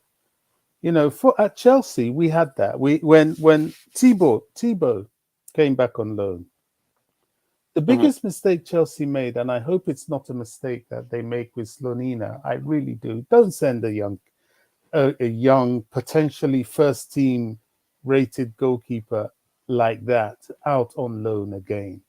We sent this boy, he was how old? 17, 18 then? We sent him to Spain. He was a kid. He went to Spain. He was out there plying his trade. He knew he was a Chelsea player, but of course we kept him there for so long. And now I'm not saying Chelsea did the wrong thing at the time. We had Petr Cech, who was irreplaceable, and behind him we had at one point Carlo Cudicini. So the competition was fierce, and then we were just amassing the best young players in the world. Emenalu was doing his thing as the chief scout, and he was getting the best. So they couldn't leave Thibaut on the bench. But that created a problem in that there's this young man growing up in a foreign land, a nice land, sun, sea, sand. He met a young girl, beautiful girls around him, lots of money to spend. Of course, the inevitable happened. He fell for her. Now, I'm not blaming her. But it just happens, and if you know anything about Spanish culture, they're not. They're family-based people. They're very much family, Yeah, family especially the girl. oriented. Yeah, especially the girls. And that was a young girl. She got pregnant for him. They weren't going to sort of leave her. She wasn't married to him, so they weren't going to leave her to start going to England with him. They just left her there, and well, they just took care of her at home. And by the time Chelsea wanted him back, he had roots in Spain. He had family in Spain. So when he joined us, the one thing I would say in defense of Thibaut Courtois, I didn't like how he left, but I can understand. You put a man, he had then become a young man, and you put a young man in a position to choose between you and his family. It's a no-brainer, especially if he can ply his trade close to his family. What I didn't like was the way he went about it, because I think, the fan base, everybody kind of understood his position. But when he didn't turn up for training, he didn't sort of show respect to the club. But the club is also to blame because he made it clear he wanted to go. So let him go. And this is an example that, people that with the Enzo situation, they should take, and Chelsea should take with Slonina. Slonina right now, I want to see him on the bench against Fulham. I really do. I want to see him because he's training hard now. And I want to see him challenge Kepa. Challenge him. I hope we'll do that. Yeah. The question I want to ask you quickly, Bobby.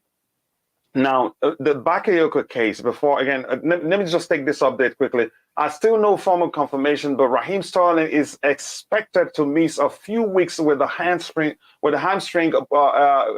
pull that Chelsea plan to continuously assess. He's already had 2 scans. Both aren't conclusive, so they will continue to be sure to assess the severity of the injury.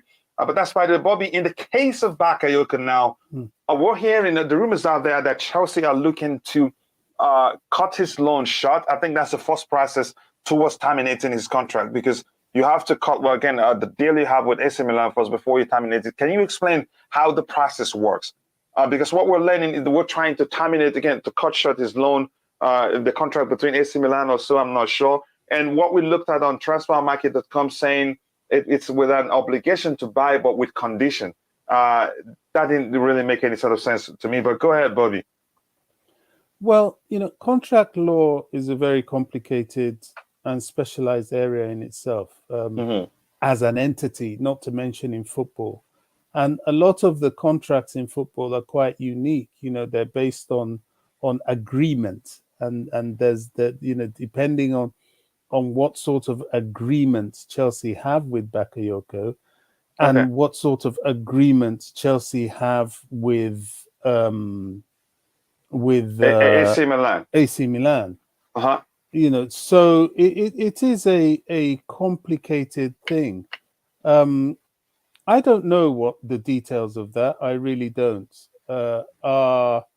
Does it mean that if he isn't, if we terminate the contract with AC Milan, we are now free to terminate the contract with Bakayoko? Well, from what you've read, it seems that's the case. Would we want to go down that road? I honestly believe that, look, if there's no value in keeping this guy, if his loans are not going to evolve into sales, and in this day and age now where loan players are reduced, or the ability to loan players is limited in number, we're going to buy him out. We're going to buy him out for sure. So I would be surprised. I mean, what is he going to do at the age of 30 to earn his place in the Chelsea squad now? It's not going to happen, is it? It's just, even on the bench, it's not going to happen. I mean, he's going to have to rip up some serious trees in training or something. It's not happening. So let him go.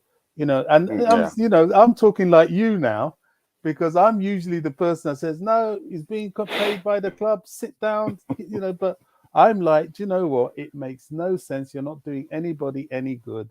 Let him go. Even his Bakayoko's case is unique. It's very unique now, Mm-hmm. and he's more or less the last one left. Lukaku's case Is he annoying. really? Is Bakayoko the last one left? The last of the dead woods, isn't it? I don't put Ampadu in that. Is he? Is he really? I believe he is. I don't put Okay, Ampadu. I know the youth players don't count. No, I don't put Ampadu in that category. I don't. No. Colwell No. He's a fine player. Just needs to mature. Yeah. Yeah. Colwell, I don't put in that category. Okay. Another one that's sort of hanging around, but he's got his loan, and that's Malang Sarr.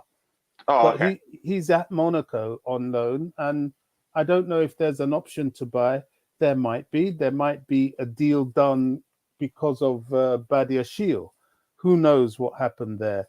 But he's not. That may have happened, but we don't know the structure of Badiashile's contract. But go ahead. No, we don't.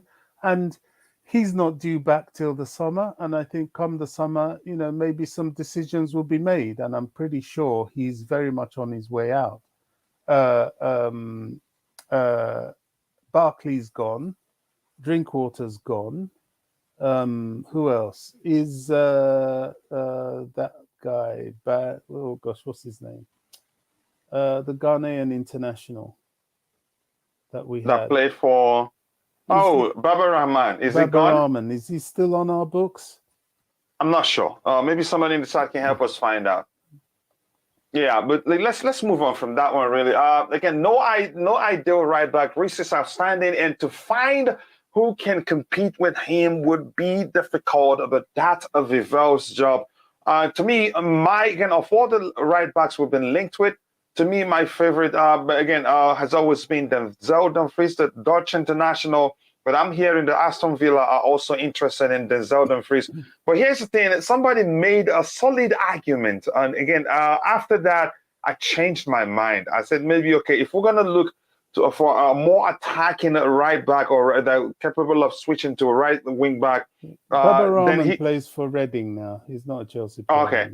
Okay. Then Denzel Dumfries isn't the man because again, when you play it again, if you play him as a traditional fullback in the back for him playing right back position, he struggles really. So I don't know. Again, I'm not sure of the choices. We've talked about Poro, and we've heard the story, the love triangle issue.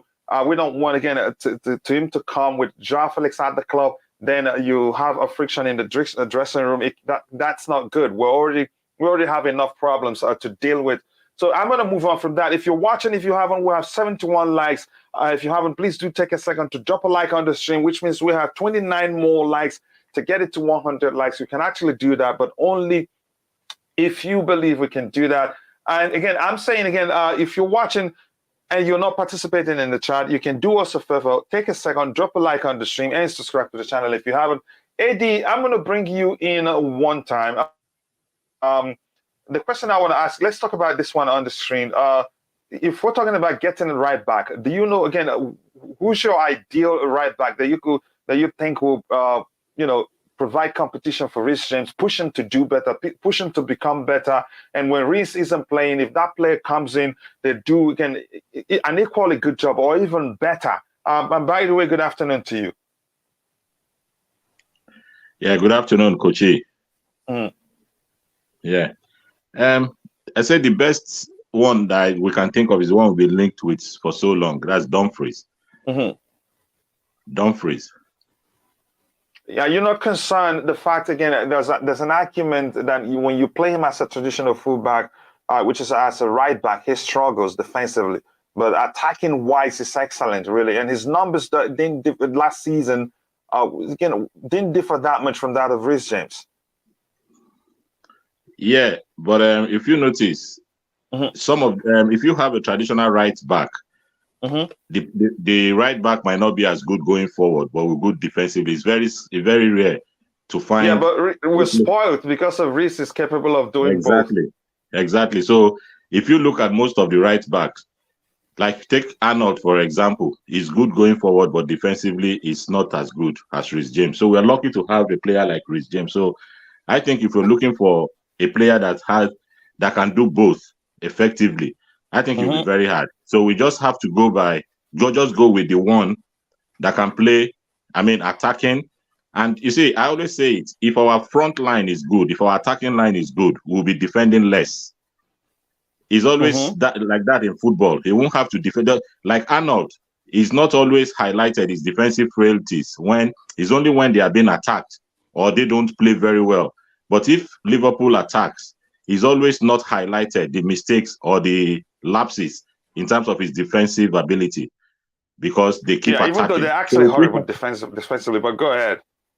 Yeah, so but if we improve on our midfield and our attacking line, say we have say we're able to bring in Nkuku, we have the likes of maybe Marcus Thuram and like this Felix and all. If we are attacking, teams will be thinking more of our attacking strength than trying to attack us. So they will set up defensively. So the defenders won't have to do a lot of defending, So that's exactly what I think might happen if we can solidify our attack. But the problem we have, why we always seem as if we defend a lot, is because we create chances, we don't score, and we give the opponents the chance to come at us when we play. But if we play and we score in good time, the chances we create, like under Tuchel, when we're creating chances, we could not actually put those chances away. It gives the opponents the time and the belief that they can actually attack us and get a goal. So it's always like that. Can I please interrupt and Bobby, go ahead. Throw in an answer to something that we discussed that went unanswered? And this, I'm sorry, takes us back quickly to Tiémoué Bakayoko. Tiémoué Bakayoko has 1 year left on his Chelsea contract after this contract at £120,000 a week. He was signed back in 2016. I mean, this is bad management. Now, if his contract is terminated, on this one, I have to agree. Really, it's bad. It was bad decision making. Yeah. If his contract is terminated because he signed a new contract in that time, and if his contract is terminated with AC Milan, now the club is now left to whether to terminate his contract with Chelsea or to keep him with those wages. Both ways is going to cost them money. Some very expensive mistakes were made in the past. Indeed. Indeed. Eddie, go ahead if you were still talking. Sorry. Yeah, no, it's just about the right-sided, the right back. So if we look at it, I think Dumfries for me, but it will come very expensive. I don't know much about Molina. Is it Molina, the right back of the from Argentina? Molina is Argentine, yeah. Yeah, I don't know. I've not watched his clip. I don't know how solid he is defensively. But I mean, if we want to get a right back, we are not going to get the one that is as good as Reece James defensively and attacking wise. So we just have to settle for one. It's either we get the one that is defensively solid and less of an attacker, just as we have in Aspilicueta, or we have somebody of the caliber who has the attributes of Arnold, who can only be good attacking wise, but has deficiencies in terms of defending. Yep. Excuse me. Would you play Zakaria DM or more as a midfielder bumping up the pitch? I think it's, again, here's the thing. Zakaria can fulfill the DM role, but it will be a waste of his talent. We've seen that he's better off playing the Kovacic role, a hybrid of 8 and 6. But again, the other day, the combo was him and Kovacic, and they were brilliant together, right? So, I mean, he's versatile. But I'd play him cautiously, given I'm not sure of his fitness right now. It's a concern, really, because you could argue his fitness was one of the reasons why Graham Potter Dean started giving him game time on time, because he said it when he was questioned about that. He said, I think it has something to the effect of he not being fully fit or something like that. Yeah, but I'd rather him play the hybrid role of again, fulfilling the hybrid, I can't say this word, hybrid role of 8 and 6, which you could say the Kovacic role too. So which means Zakaria can play alongside Kante, who's usually, again, you could say demand that Kante plays with more discipline and give other players the opportunity to, again, join the attack and all that. He can also play alongside Kovacic. So I think we should keep him up. But I get your question. It's really, but he's not again a traditional DM. No, that's not what he is. He's more of a box-to-box midfielder. Let's see, AB again. You guys are Juranovic at right back, the Celtic one. Yeah, but it's off. Why? They said they weren't selling him. It wasn't just us, and I think we've given up. Really, we didn't hear anything further. We inquired, and Celtic said they're not selling. That's the Croatian, right? Yeah. Yeah, they're not selling. They don't want him. What are his qualities? Is he good both defensively and all that? I don't know. Defensively both, and going forward too, he's good. Yeah, he's good both. He would have been the perfect signing, but they don't want to sell him. Yeah. Why? Who's Celtic not to sell him? And again, but maybe it's down to the player. Because here's the thing. You remember, the player doesn't want to leave, which is, I mean. Yeah, you remember Jonathan Klaus, the French international. Yeah. Who also, there's a video show again of him saying how much he loves Chelsea. I think his fear was just, again, he didn't want to come because probably he feared Reece James was going to be starting over him. No, then we don't need that sort of player. Yeah, we don't need that sort of player. What we need is competition. You have to show, you have to be confident that if you come, you're going to take the place from Reece James. That's why I like that Russian kid, Zarayan. I want him to come. He hasn't joined us. He's already saying how he wants to come and fight for places with Kai Havertz and Mason Mount. That's the spirit I want to see. Yeah. I don't want to play again that you hear Reece James is all right back and you go, oh, okay, what am I coming there to do? I'm not coming. I don't want that sort of player. So you're right, Bobby. And I hope we get that Russian kid, really. I like his confidence, and he's a mashup of Kevin De Bruyne and Cesc Fabregas. That's why I really do want him. The issue was selling Matic, buying Bakayoko, which was stupid. You should have let him play with Matic before letting Matic go. Here's the thing. Mourinho was at United at that point, and he wanted Matic, and Matic wanted to leave. Yeah. And if we insisted, Matic would have left again the club on a free. And that's a huge risk. So, yeah, I get it. We didn't just sell Matic. He wanted to join Mourinho. I think he was playing less and less then, too, if we're being honest. But that's, by the way, again, let me see anything else to address it. I'm going to scroll to the very bottom. Sorry, guys. We have quite a lot in the chat, and we have a lot lined up. And, again, the good thing is that most of you are having conversations between yourselves, so that helps, really. Let's say it's Kami. Nice to see you, brother. I hope you're doing well. Tayo A. Right back is a perfect opportunity to play an upcoming academy kid from anywhere, not only Chelsea Academy. Okay. Undertaker Brighton have said they are not going to let any player leave this January. Clear point. And I don't blame them. I would say Walker Peters, but I feel like Southampton would want something crazy for him, like 50 to 60 million. I don't think it's worth that, really. But again, I want to see him again more. I want to see him more. I started paying attention, close attention to him yesterday. But if you ask me, I'd say the reason why Chelsea fans rate him so much, probably that goal against Man City last season. Honestly, that's why. You could say maybe that's why some people started paying attention to him.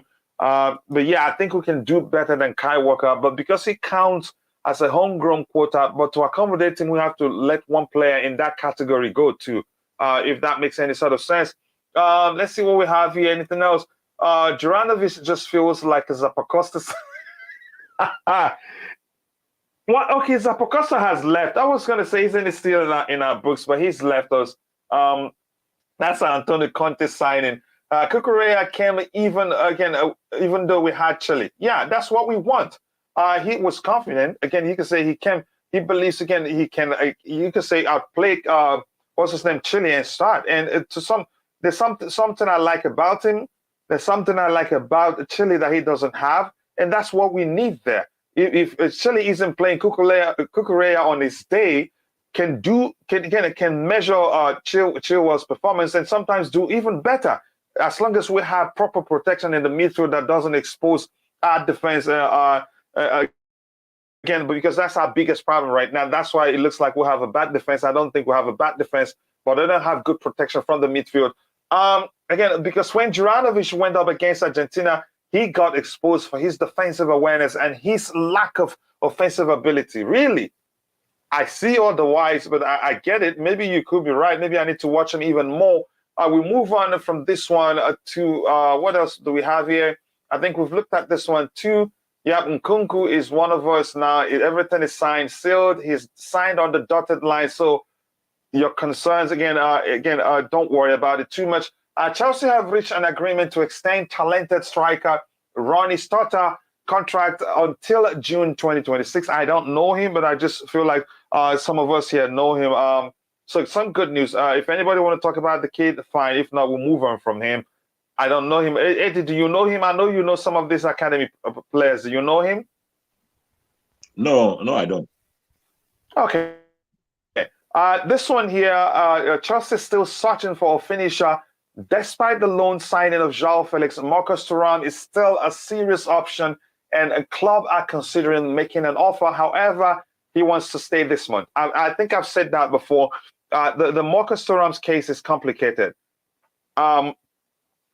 There are other top clubs that are also interested in getting the player, and he's exploded this particular season, and he understands that if he stays till summer, he will have more options to choose from, and again, that's why when I heard that we were looking at him, I knew it was going to be very difficult, because he said publicly that he'd take his time to consider his options. So I think we should move on from him. We have, again, Datro Fofana, who's also had, again, excellent output this season. He's even done better than Marcus Thuram this particular season. So I'm not too gassed about us, again, moving for him. If it's not willing to come to us right now, just leave him be. Eddie, your thoughts? Yeah, you see, the difficulties when players are down to 6 months to the end of their contract, it's always to their own advantage waiting to run out the contract, because they get more money. Yeah, that's always the sign-on fee, right? Yeah, they get every month, because the selling club, that's his old club, would not get any payment from it. But if he moves now, the only way he can move now is, for example, if he moves in the summer when he's free. Say he was expected to get in the region of, say, 400K a week as a free agent. And now if he moves in January, obviously Chelsea are going to pay Mönchengladbach some fee. And that reduces the wage he's going to get. So let's assume, putting up a figure, just say if he's to get 400K in the summer, and Chelsea is only offering, say, 200K this summer. So, I mean, this winter window, he's not going to move now. He's not going to want to move now for any reason, because it's not to his own advantage. So they would rather run out this contract and go for free. So that's where the problem might lie. And when he's free in the summer, there'll be many clubs wanting him. So if Chelsea want to go now, it's either they pay both the transfer fee and then match whatever he thinks he's going to get in the summer, which I don't see happening. So that's going to put that transfer in kind of jeopardy. Yeah, I don't think we should be worrying ourselves, because you just made it clear. Again, if he leaves on a free, he gets a sign-on fee, which comes in bulk. Which, again, I don't think would offer him anything close to what he'd get in a sign-on fee. Again, if he gets a sign-on fee by leaving Borussia Mönchengladbach on the free, so it doesn't make any sort of sense. And why do we even need him? Why do we even need him right now? We have, again, do we really need him, Eddie? Yeah, I think we do. Because if reports we're hearing is that Aubameyang wants to leave, and the reports, again, we're hearing is if we can get someone in, they are thinking about sending Datro Fofana out on loan. So which means... Let me just explain something quickly so you understand. Aubameyang, due to FIFA rules, he cannot play again for any other club this particular season, I think, except for Barcelona and Chelsea. And Barcelona now, we're finding out, cannot register him because they've registered him, and now he moved to another club. They cannot re-register him this particular season again. So he's not going. He's going to spend the rest of the season with us. Yeah, which means that's a conflicting report you're just saying, because what I heard at first we heard Atletico wanted him, but he can't go to them, really.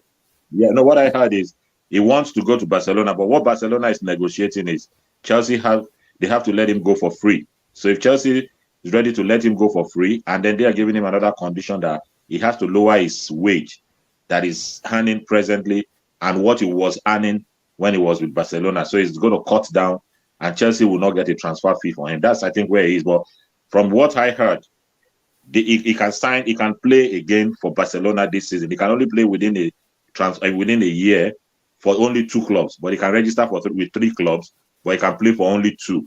And because he's played for Barcelona, it's only Barcelona that he can play for again in this season. That's what I heard. So it's only Barcelona. He can't move to Atletico. But one thing is this: if he stays with us, I see him being toxic. That's the problem with Aubameyang, because it looks, from all indication, it looks like Potter doesn't really fancy him. You can see clearly. Because the lack of pace is an issue because of the way we play. The lack of pace is an issue, and it's clear now. Even though we don't know too much, again, Potter is very unpredictable. But one thing is clear: he likes a fluid attack, and to be part of that fluid attack, you need to be able, again, you need to be very mobile. And Aubameyang isn't that right now. Aubameyang is, again, he's gotten to a stage in his career where he just needs to make the run, given again, provide the service. He's not part of that press well, run well, switch. He gets lost in the game. But go ahead with what you were saying, and it looks like Bobby wanted to add to that. Yeah, but if you ask me, because the report just coming out, I just read it now. Atletico Madrid wants Memphis Depay, and if if Memphis Depay leaves, which means Aubameyang might be going back to Barcelona. So there'd be space to register him. Is that what you think? Yes. Here's where the issue lies. Putting aside the aspect of the registration, according to Fabrizio Romano, who reports that he's hearing that Barcelona wants him if he's only 100% free. That's never going to happen. We paid nearly £16 million for him. It's not going to happen, really. But that's exactly what I read. I want to hear what Bobby wanted to say. That's exactly what I read. If Chelsea will not get any payment for him, and then he has to cut down his wage, those are the conditions they gave for it to happen. Yeah, so we're not going to do that. But then, do we keep a player that would disrupt the dressing room? It's a catch-22 situation we are in. He's not going to play, and he wants to play. So he wants to play. He's not going to play. He's a big figure. He doesn't want to sit on the bench, and when he comes on, his body language and his ways of playing is not up to standard. So what do we do with him? Keep him unhappy player? It just seems as if he's saying in his mind, what am I doing here? Or just bite the bullet and let him leave. So what do we do? It's another loss for Chelsea as we're looking at it. It's going to be difficult. But Bobby, go ahead. You wanted to add something? Yeah, I mean, there are a lot of self-perpetuating confessions here about these players. Yes, Aubameyang, under no circumstances has he given any indication of any of these things anybody's saying about him. He did that at Arsenal when he fell out with Arteta, and he was quite public about it. He hasn't fallen out with Potter, and he hasn't fallen out with the Chelsea management. He's not playing. Of course, he wouldn't be thrilled about not playing, but he hasn't indicated that this is a major issue. And he knows that it's likely in the summer he will be moved on. The issue with Marcus Thuram is not this thing that we always do at Chelsea. Oh, other people are coming. The big bad wolf is going to come and take away our players. It's none of that at all. They want him in the club as soon as possible. And this is the Chelsea hierarchy. They would rather do a deal for him now than in the summer. Now, if he's going on a free in the summer and the sign-on fee can be given to him, well, if we're going to pay for him now and we're going to pay for him then, in terms, paying for him in terms of paying the club and paying for him in terms of paying the sign-on fee are not too dissimilar. Now, unless Marcus Thuram has said that he has a preference to where he's going to go, which is possible. He may have said, look, I'd like to go to Real Madrid. That's when it becomes an issue. And that's when I can understand the need to push to get it done now so that, come the summer, he doesn't have choices. But I haven't heard that. Neither have I read that. I've just heard and read that, look, his interest is a summer move because of the sign-on fee, and of course that of his agent. And of course the sign-on fee can be debatable. There may be clubs that will want to pay more for him in terms of a sign-on. There may be clubs that will want to pay less. There may be a bit of a bidding war. I don't know. Man United like him. Chelsea wants him. I think a couple of other clubs want him. The only concern Chelsea may have is being in a weaker position of not being able to additionally offer Champions League football when you're competing for a player with other teams. And maybe by then, Man United might be able to offer that and so on.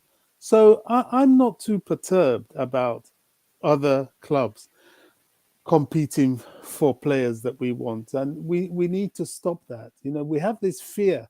And I think it came about from the summer when Barcelona muscled us out of Rafinha. And I don't even think they muscled us out of Jules Koundé. I think we just backpedaled. And he felt a bit I wouldn't slighted. say muscled us out because we paid more money. It took them to actually find money to pay. The player wanted to join him. But yeah, you're quite right. They showed a greater persuasion for Rafinha. But what our fan base tend to forget, and this is what trauma does to you, is that this guy and Rafinha had an agreement long before we came into the picture. They had agreed months, during the months when we could not even think of a transfer, and during the months when we were negotiating selling the club. So their arrangement and agreement was cast in stone. Deco had been in conversation with Barcelona for Rafinha long before Chelsea came on the scene. And Deco being an ex-player of Barcelona and Chelsea, I think it's even the fact that Deco was an ex-Chelsea player that we even came on the scene at all. We even had a say at all, because his agreement with Barcelona was cast in stone. And then because Chelsea came and got an agreement with Leeds, he was quite prepared to challenge Barcelona and say, look, yeah, I've agreed with you, but look, Chelsea have come on, they've dropped the money. If you can't raise the money, then we're off. So the threat was really on Barcelona's doorstep, and they mortgaged their club in order to raise this money and other monies that they needed for people like, what's the name of that Polish striker again? For all the players that they wanted anyway, including your Christensens and so on. So we then started losing our nerve as a fan base. Oh goodness, we wanted this player. We're not used to that. We wanted this player, and Barcelona came and he's gone to Barcelona. Then there was this whole issue with De Ligt, which is debatable. The De Ligt matter was debatable.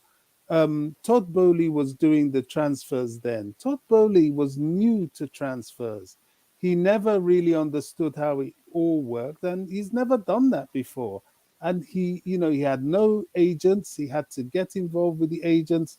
He had a manager. This is partly why I believe he fell out with Tuchel, because when people like, is it Hansi Flick? Is he the Bayern manager now? Yeah, Flick, yeah. Flick, No. It's what's his name? The German one. The former.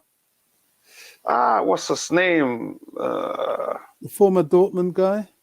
Was it Dortmund? Was it Dortmund before the very young? What's his name? I'm still looking for his name. Guy. And anyway, it will come to us. But he was involved with discussing with the player, talking the project, and so on. And I think that's where some of the disconnect came in. Tuchel isn't used to doing that, and Tuchel probably didn't even know the project at Chelsea. So he might have been saying one thing, talking about only, oh yes, you play, we need you to play. Whereas Boehly is thinking, look, I want the conversation to go more along the lines of, yes, you play, we'll need you to play, but you are part of this project. This is where we're going. This is what we intend to do. So it was quite clear that Bayern Munich sold themselves more to De Ligt than Chelsea did. And even Yeah. the De Ligt camp, admitted that. Look, there are two clubs after us. De Ligt wanted Chelsea, but Chelsea did not sell themselves well. So he thought, okay, these guys have a better image. They have a sharper direction. I may as well go there. And I think they offered a bit more money, which Chelsea probably would have if the manager had pushed it. So these are all the finer points of a club that had just been sold, just got new management, just got into the transfer market, didn't have a settled director of football or sporting director. There were so many factors. But this summer, I can assure you, will be very, very different. The Yeah. only big problem Chelsea will have is no Champions League. We Yeah. still have a name that can attract the best, but if you're vying with your equals, as it were, in the transfer market, if they have Champions League football and you don't, you're yet again at a disadvantage. That And can make a this difference. is the problem. But Yeah. if Chelsea, by some miracle, have Champions League football, and let's say Marcus Thuram is available this summer, we're getting him for sure. For sure. Yep, Forget anybody else, we're getting him. Because Yeah. we have the better project. Yep. Again, I think Joao Felix said it too. Let me try and catch up with what we have in the chart, guys. Thank you so much. Again, the poll, which has the question, who would you rather we sign? 14% says Molina, 25% Walker Peters, 31% Dumfries, and 31% Porro. That's even. Porro and Dumfries, and that's 59 votes. That's not bad. Right now, we're at 83 likes, guys. You can do better than that. 17 more to get it to 100. Let's make sure we get it to 150 by the time the show ends. We can do that. And if you're more than you're in the chart, keep reminding people. And I'm going to do a tapping on DJ. DJ just mentioned the name of the manager we're looking at. His name is Julian Nagelsmann. Nagelsmann. I don't know if I'm pronouncing it correctly. Yeah, that was the name. DJ, I won't highlight it so people will say I remembered it and not you. But thank you. I was just kidding, bro. What do we have here again? Dest. Okay, let me talk about Dest here. Kochi, don't you think Serginho Dest will give Rhys James a good competition? No, he will not. Not even close. James will bet him anytime, any day. Look at James's numbers. Let's take some time before we move on and look at the numbers of all the right backs we have lined up there. Well, let's start with Dest. Dest in Coppa Italia, he had again how many matches?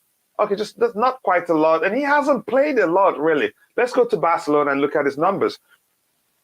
He hasn't played a lot. Even when he played 30 matches, he had 2 goals, 1 assist. You see that? 3 assists, 0 goals. I don't know. He's not going to measure James. There's something special about James.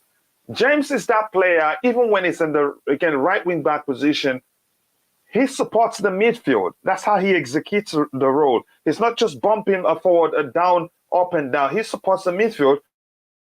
But again, Dest is known to hug the lines. And it's not his thing to support the midfield. It's not, again, look at this. Look at his output. Not even close to Rhys James. Okay, now let's go to James's output here. Let's say, I know he's been out injured, but let's do Rhys James. So Dest isn't the guy now. Maybe you're forgetting him as a potential, but no. If you want competition for Rhys James or a rotational player for Rhys James, it is not Dest, because if Rhys is fit, he'd start over Dest. So let's have Rhys James start. So let's look at it here. Rhys James, okay, let's start 24 again. That was 1920. Again, let's come up a bit. 2021, 32 matches, 1 goal, 2 assists, and that's Chelsea. Yep. And then in 21, 22, he had 5 goals, 9 assists. That's a high.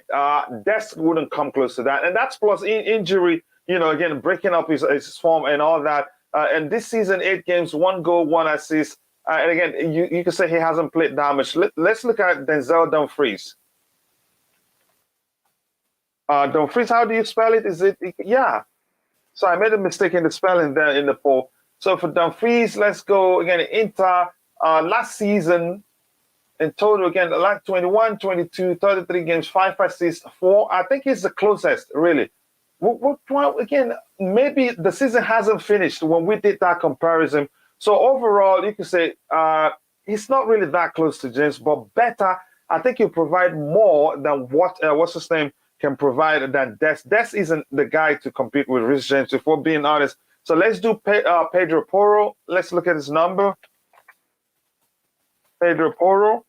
Pronouncing his name is really difficult. Stats. Let's see again.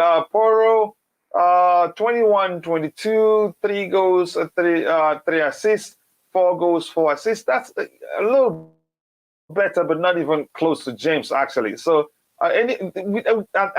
it's funny how none of them comes close to him. So let's do Molina. Okay. What's the first name of Molina, actually? I can't remember his first name. This looks like a baseball stat.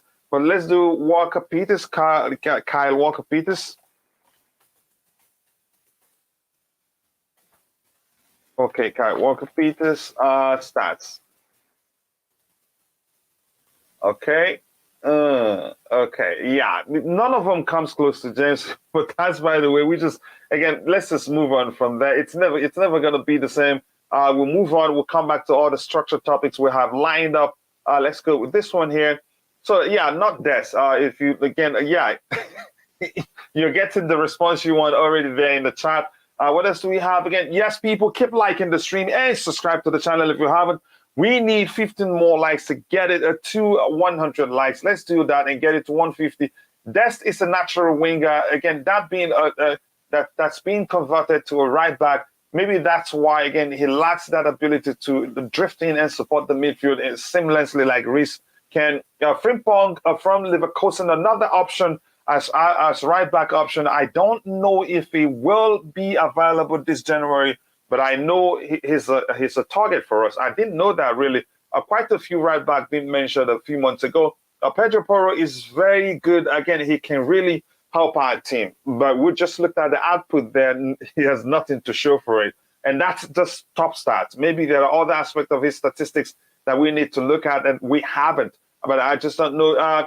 Just get the dudes. Again, the French manager put on when France was losing in the final. It's not rocket science. What's the dude's name in particular? You can't just give me the dude.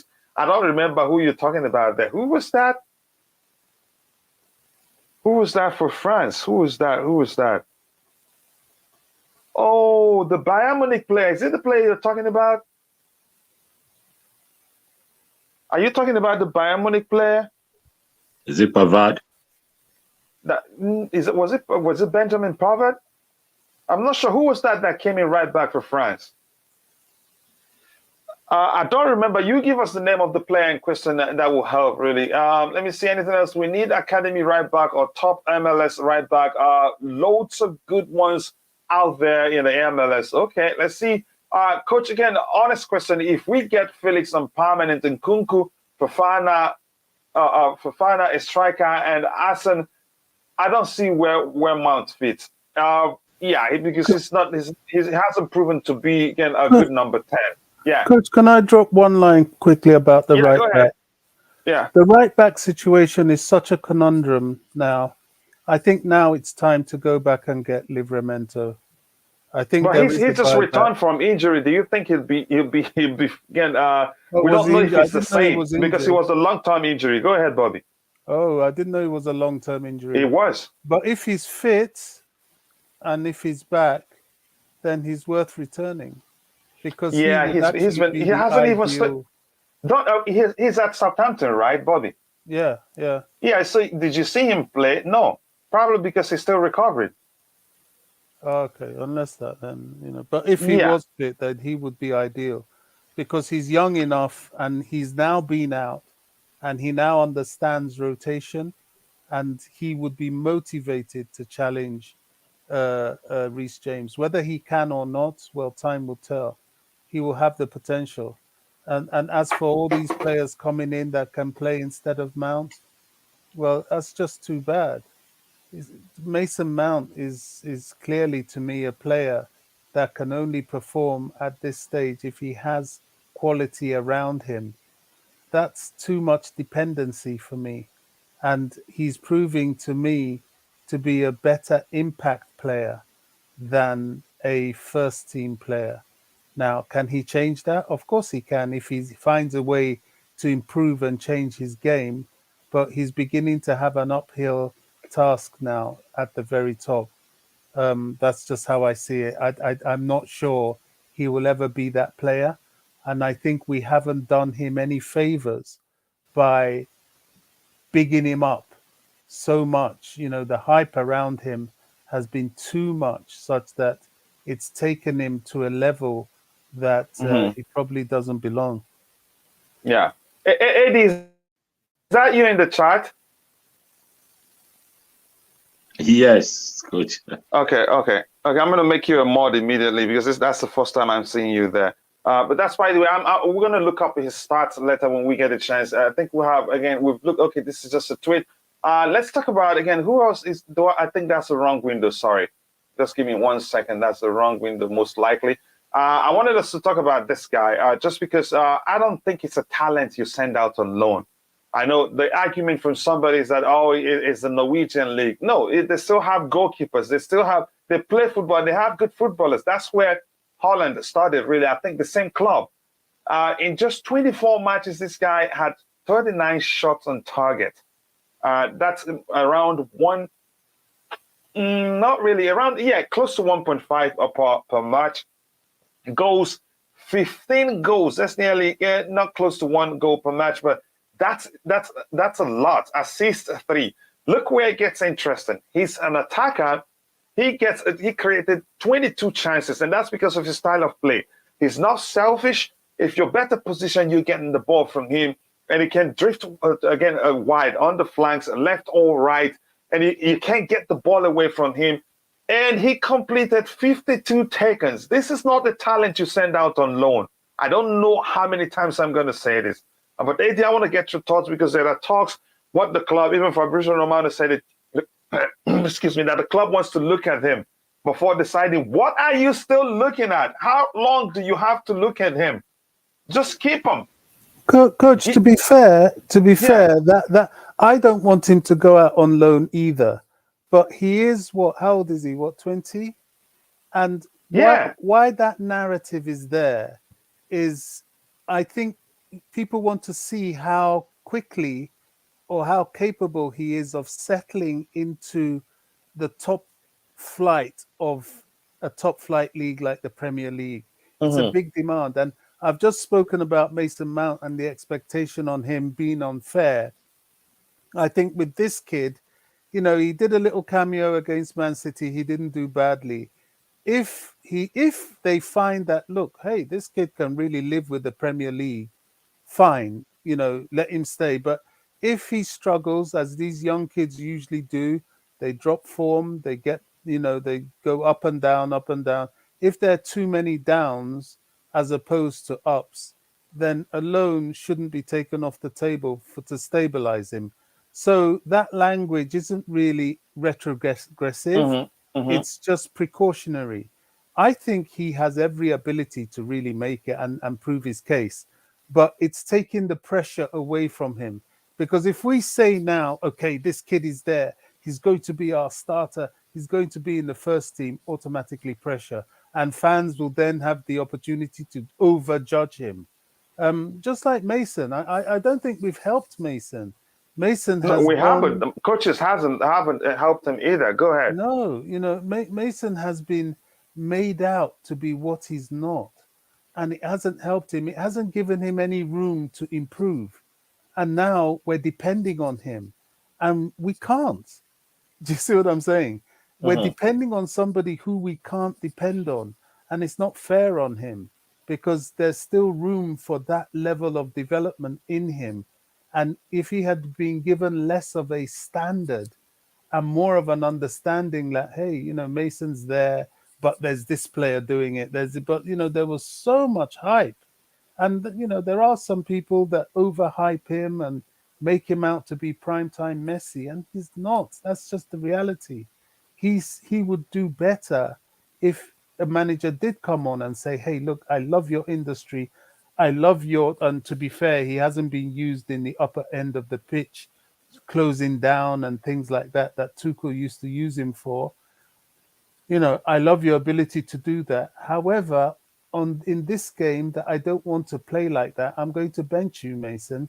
I want you to or you need to improve in certain areas because he's still young. exactly. They need to focus on his development, really. Go ahead, Bobby. Sorry. You're so right. You're so right. You know, sending out that message that his development needs further improvement. He's done very, very well. He's broken into the first team at Chelsea. He's deserving of his place starting whenever he can.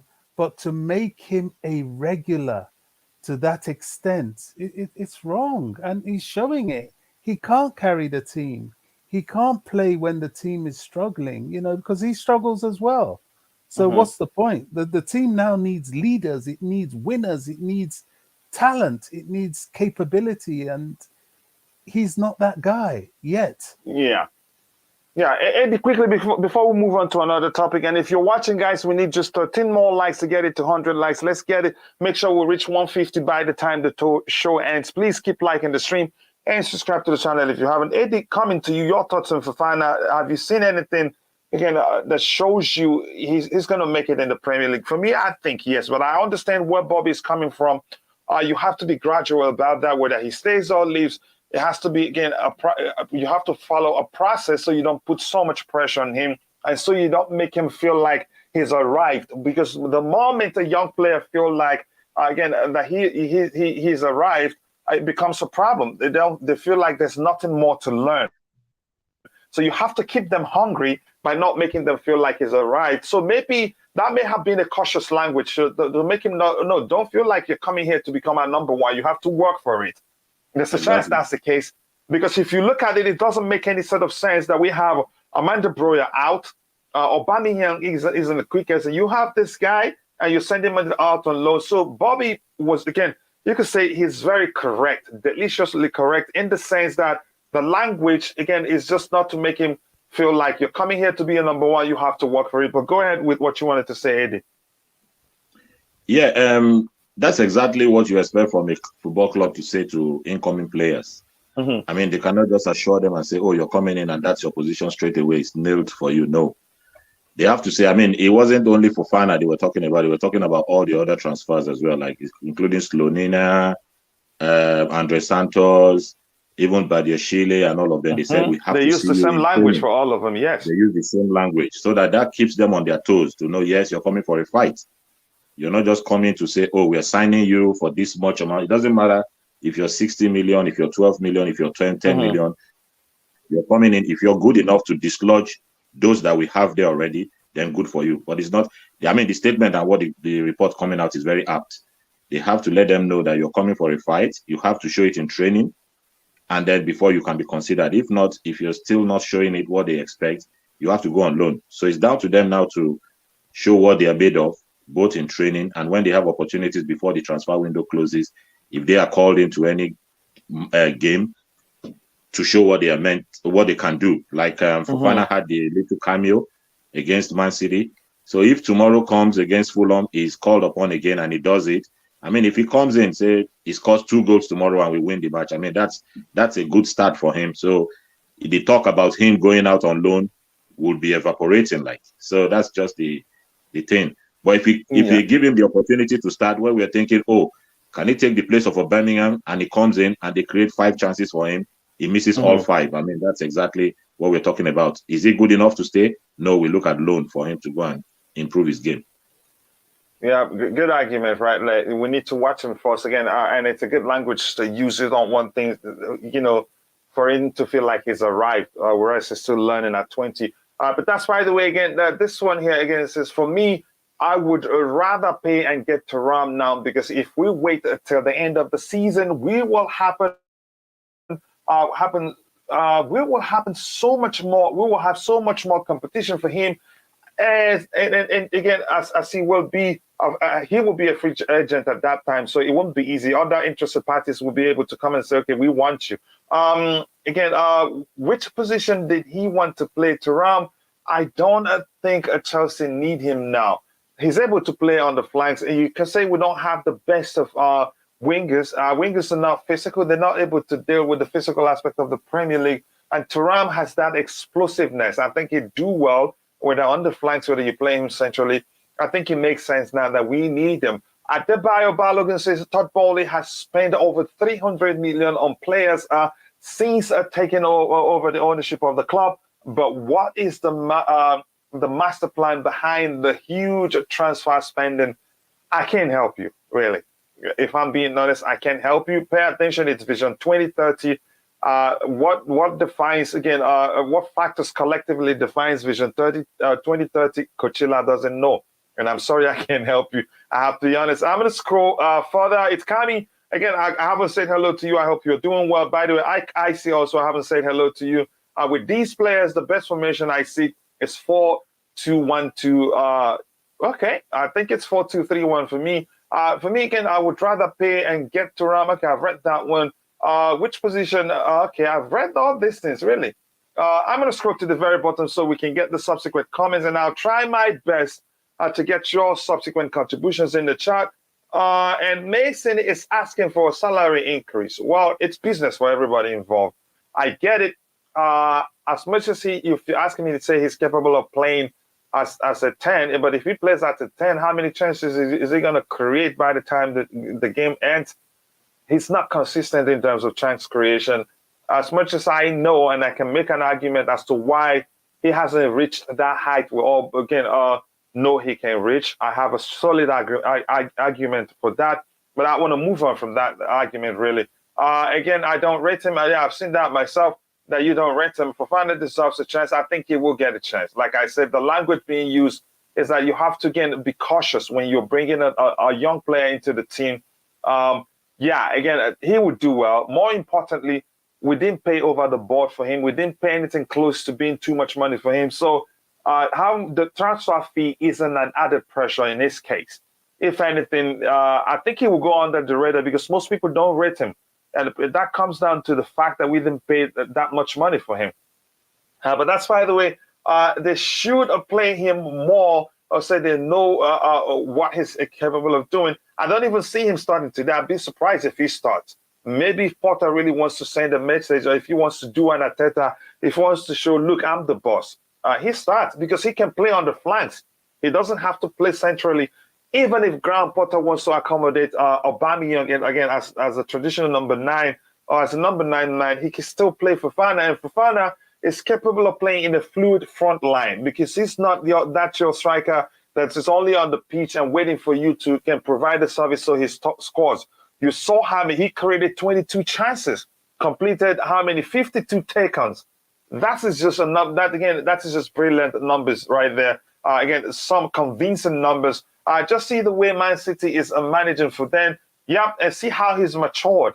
And they're still managing him. Yeah, he's always hungry to do more, and he's enjoying it. He's not, clamoring. He's not crying, oh, I want to go, I want more game time. No, he's gotten better. I used to say, again, Mount was on the same level as okay, I'm going to move on from that one. But that's, by the way, guys, Mr. Troublemaker, I haven't said hello to you today. I hope you're doing well. Just tuned in. Is it true Bakayoko may be coming back? Not really coming back.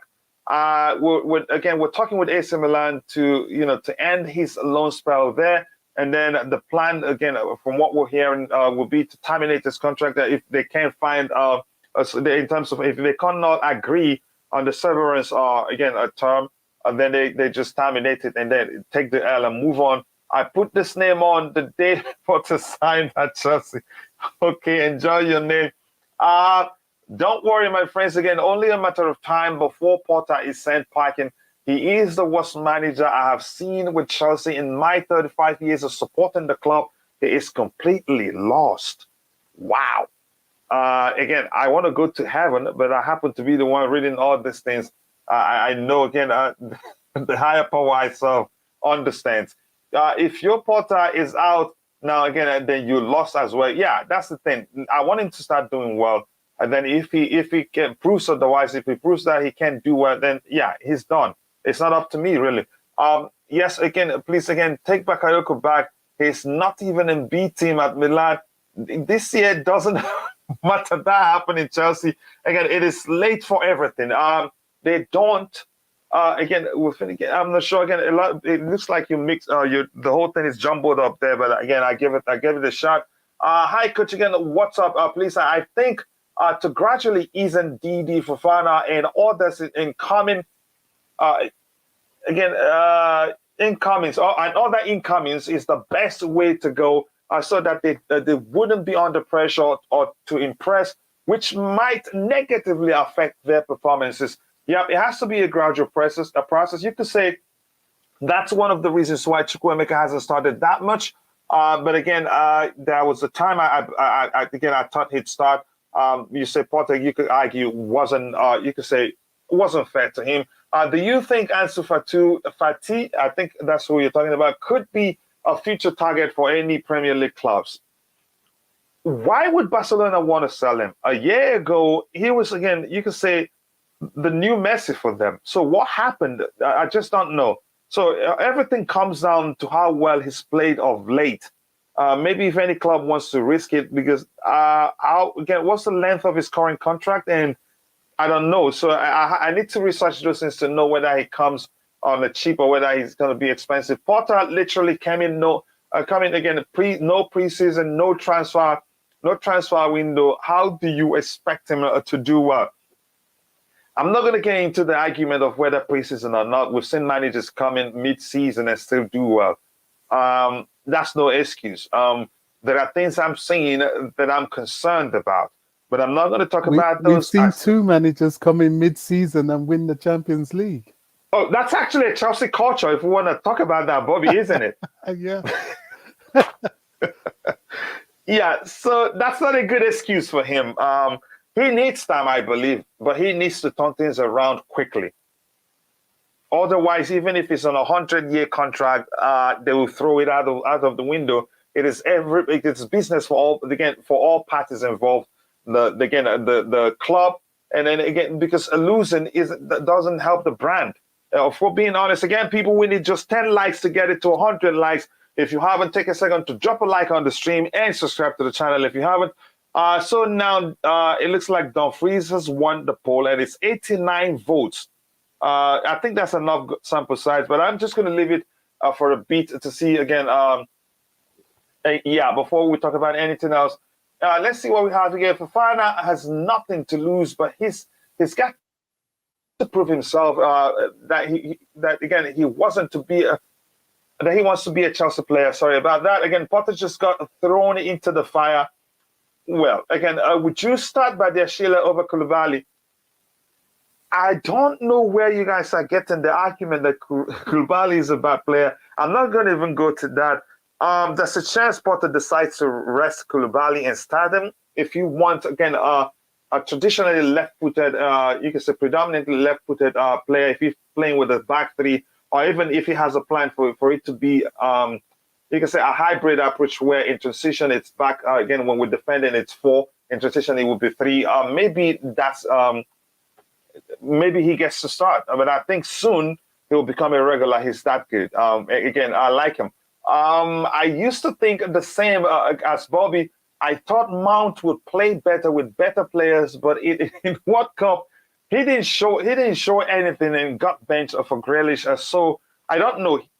I don't know if I should get into the argument again. I get it. Mount has been awful of late, if we're being honest. But again, his biggest problem isn't Mount himself. His biggest problem is, again, people don't look beyond his industry, especially the managers. They feel them because of the amount of running he does on the pitch and the pressing he does.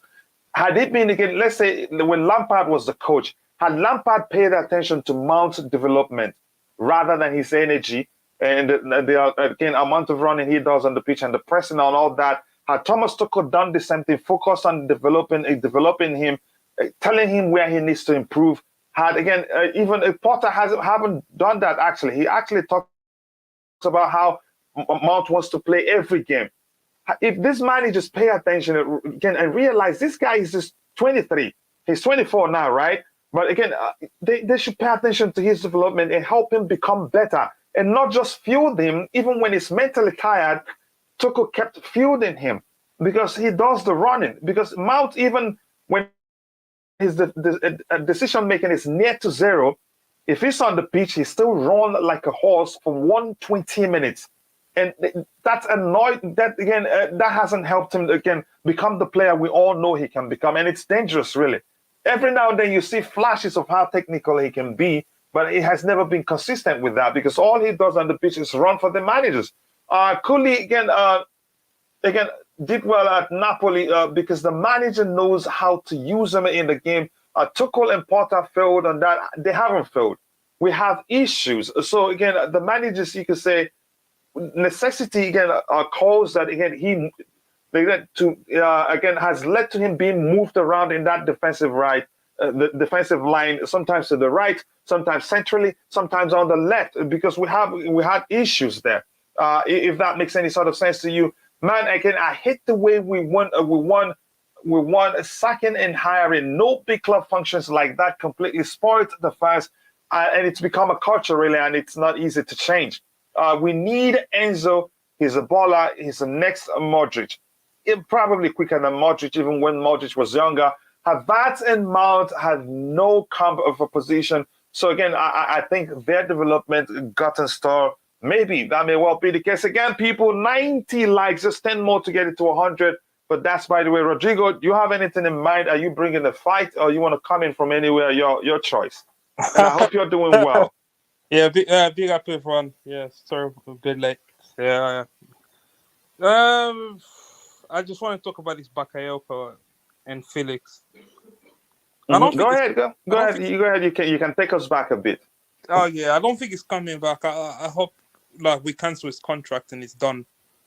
No, he was never coming back to become part of the team. I don't think so. But go ahead. Yeah, we just have to cancel his contract and done. Again, one of those is part of that 2017 transfer disaster, where I think only Rudiger actually worked out better in the long term. But everyone in that transfer window was a disaster. As for Felix, I'm not sure he's got his work permit yet. I heard the hearing is today. I don't know how long the hearing is for, or they can do a quick one so he can get his work permit and play today. See, that's I thought we were already hearing he's in the team. Is he? I heard another news say he had his registration was done, but it's just a work permit. That's really? He had the work permit hearing today. I didn't hear that. But that's, by the way, go ahead with what you were saying. Yeah, but if that goes well and he's allowed to play, then I think we just have to throw him in. We don't have a choice, to be honest. He has to play. We literally have no choice. He has to come in and play. And as a position, I think. Let's talk about position. Where does he fit, really? Where does he fit? That's a question. I personally, I wasn't really a big fan of this signing. I don't see him. I think he's just a tiny bit better than Havertz in terms of technical abilities. He's a bit more polished. He can take the ball and dribble past. Are you using nose test or eye test? That sounds like nose test. If you said he's not like that, he doesn't differ that much from Havertz, then you must be using leg test maybe. But go ahead. Yeah, he's like. When I watch him play for Atletico, even for Portugal in the World Cup, I don't know. I'm not impressed. He probably does one or two amazing things in a game, and then he just goes missing. Maybe because he's not the main player in the team, so the play doesn't go through him. So maybe Porter's gonna make him the central point where everything attacking goes through him. Then that might work because. We can't have Mason Mount playing in the 10th position. Mount he shouldn't. As far away from those central areas possible. I wouldn't mind having Mount on a wing. I think he can run around there. He can do whatever he can on those positions because he doesn't have the IQ. He doesn't have the intelligence to play in tight position, and his intelligence is just not there. I don't think you can develop that. I think it's just. I think what we're talking about Mount here, I think what we mess up with Mount is the early years when he joined the team. Lampard didn't make him, he made him as in you have to start every game. So now, and again, and then they value him for the amount of running he does rather than help him develop. Rather than help him develop certain things, certain position that he needs to take on the pitch. And then right now, whoever you sign, Mount in his head is a guaranteed starter. Because you can't go. Right now, you can't tell Mount, no, sorry, we're gonna have to bench you. It doesn't work like that because he's already been an established part of the team for all these years. All these managers, they didn't do him a favor. Now he's gonna suffer from that unless he himself needs to figure out what really you want to do with his. I'm gonna say this quickly. I'm not gonna be selfish. As much as I think there's a good player in him. But given that Potter has shown also what he values in Mount the most is the running. Yeah. I'd rather Mount leave and become a better player at another club, really, because it's not going to happen on the ground. Potter, Potter loses the job and another manager comes in and recognizes Mount needs to learn. He's not there yet. And probably he thinks he's gotten there because it doesn't look like he's learning again. No, he's just on the pitch. All he does is run, and every now and then you see flashes of brilliance. They're not helping his development because he's still developing. Go ahead. Running and misplacing passes, his decision making for me is the most frustrating part of his game. I think that bit is. You know, heaven is real, right? So. I hope your friend doesn't come for me. I think here's the thing. I don't know. Every time we talk about Mount, what comes to mind is the fight between what's his name, Mineral FC Johnny and Matt. You know how I say it. Matt Mineral FC thinks Mount doesn't poop. He doesn't even have butt, let alone poop. Then ZV Genius thinks Mount poops all the time. That he carries the toilet around with him. Go ahead with what you're saying, brother. It's just hilarious. Hilarious. I think Mount is already damaged. I don't know. He has to. No, it can still be fixed. He's still very young. But I don't think it will be at Chelsea. He's 24 now. He's getting to that age where he's no longer a youngster anymore. He's 24. That is unfortunate. I think what we need to now focus on him is I'd rather play him, a bit deeper. He can develop his game. He gets lost. He gets worse if you play him deeper. But again, close to the box, he doesn't have the intelligence to do a 1-2 to do something. It just I don't think I don't know, maybe he doesn't scan the pitch. Like he doesn't see where his teammates are.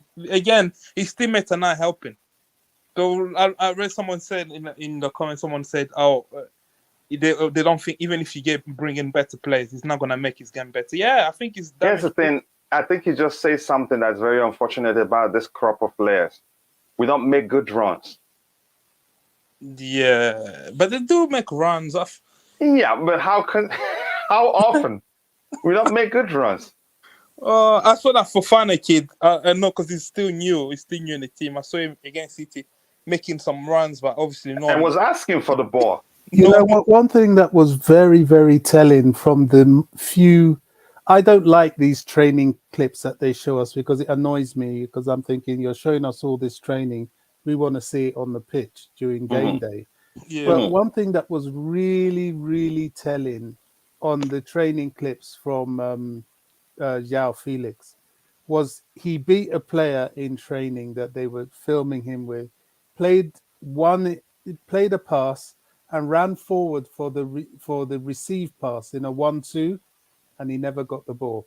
He had to run back, collect the ball, we're and doomed. then take it forward again. That's Chelsea, And I saw some comments about that. Oh, welcome to Chelsea. This is what you're going to be seeing, and it's true. And it's true, really. He had to run back, win the ball, and then dribble the ball forward and pass it. This was in training. So, and that's where the manager comes in. That's where usually, again, a very active manager will stop the training. Will tell you, once you hear my whistle, stand where you are, don't move. Yeah. That gives the manager the opportunity to explain. He passed the ball and he was making a move. What are you holding on to ball for?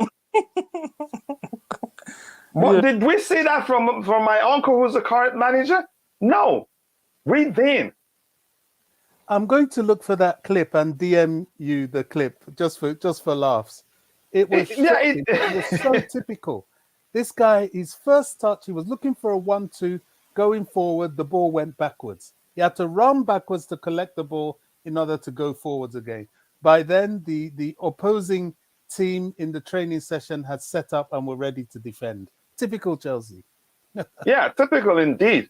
Just quickly, Rodrigo, before I go to AD, how do we get the best of or how do we get the best of Joao Felix? Because it's important. For instance, look what's happening already. Personally, I think what he should do, we should play him in the 10 role, in the free role behind the striker. I know right now, obviously now with the injuries, blah blah blah, we might play him on the left wing. I think he's best as a 10. He's best as receiving the ball because he at least he has the technique to get away in tight positions. Yeah, like if he has defenders surrounding him, he's able to release the ball quickly. Again, like what Bobby was saying, he's able to release the ball quickly, hoping to receive it back in a 1-2. Hoping, right? You had to say that, right? Yeah, but one thing he's good at is he has a very good shot on him. Like if it chance he has good eye for goals. Yeah, a chance fall to him on the edge of the box, he can shoot and he has good accuracy. Good at passing. Good. If you watch it's a recent game, I was watching the World Cup, Portugal against Switzerland. The way he was combining with the Ramos, the striker, even with Ronaldo. Obviously, Ronaldo is slow. He doesn't offer much in terms of running, but he's able to pick up those passes. He's your perfect number 10. You can say he's an untapped, but he has untapped potential. Really, given Diego Simeone's negative approach to football, he hasn't reached where he should be. Go ahead. No, I think in a team. I think we're losing Rodrigo. Eddie, you can comment. Rodrigo looks like he's lost connection. You can comment. How do we get the best out of Joao Felix? Because that's the most important thing. We have him now, but how do we get the best out of him? I want to get your thoughts. Yeah, for me, the little I know about him, watching him, I think he loves the free roll. So for us to get the best out of him, he has to be given the free roll. And would that be in a system? Is it 4-2-3-1 system that will accommodate that, or what system? Yeah, 4-2-3-1, which means we have one man who you can implement the role as a 10, the central guy within the 3 behind the striker. But go ahead. So I think he's going to be good in that 10 role as a free player because, and we'll ensure he doesn't do much of defending. That doesn't take out of away his game. He has to be more up front to do the damage because he can score. I think I've seen him. He scores goals. He can create, and he's good header of the ball. So all those things, we need him in the box more, closer up front than coming to play closer to the midfield or whatever it is. So he has to be up front. But which striker is going to complement this effort? Is it going to be Kai, or is it going to be Fofana? I think he can actually play with Kai, but in a fluid approach. Just like we play the 4-2-3-1, where you can actually call it a front 4 because they all rotate. Even the guy that's playing as a 10 can sometimes be the guy in the number 9 position. I think he can actually play with Kai as the number 9, but I think he'll probably mix it up with Aubameyang today. That's what I expect to see. But Felix, like Rodrigo was saying, like you said, he enjoys the free roll. He needs the freedom. If we can always get the ball to him, I think he'll help us become better. But let's see what Potter does today. Go ahead if you were still speaking. Sorry. Yeah, no, exactly. That's it. Yeah, we need to give him that free roll and let's see what's going to happen.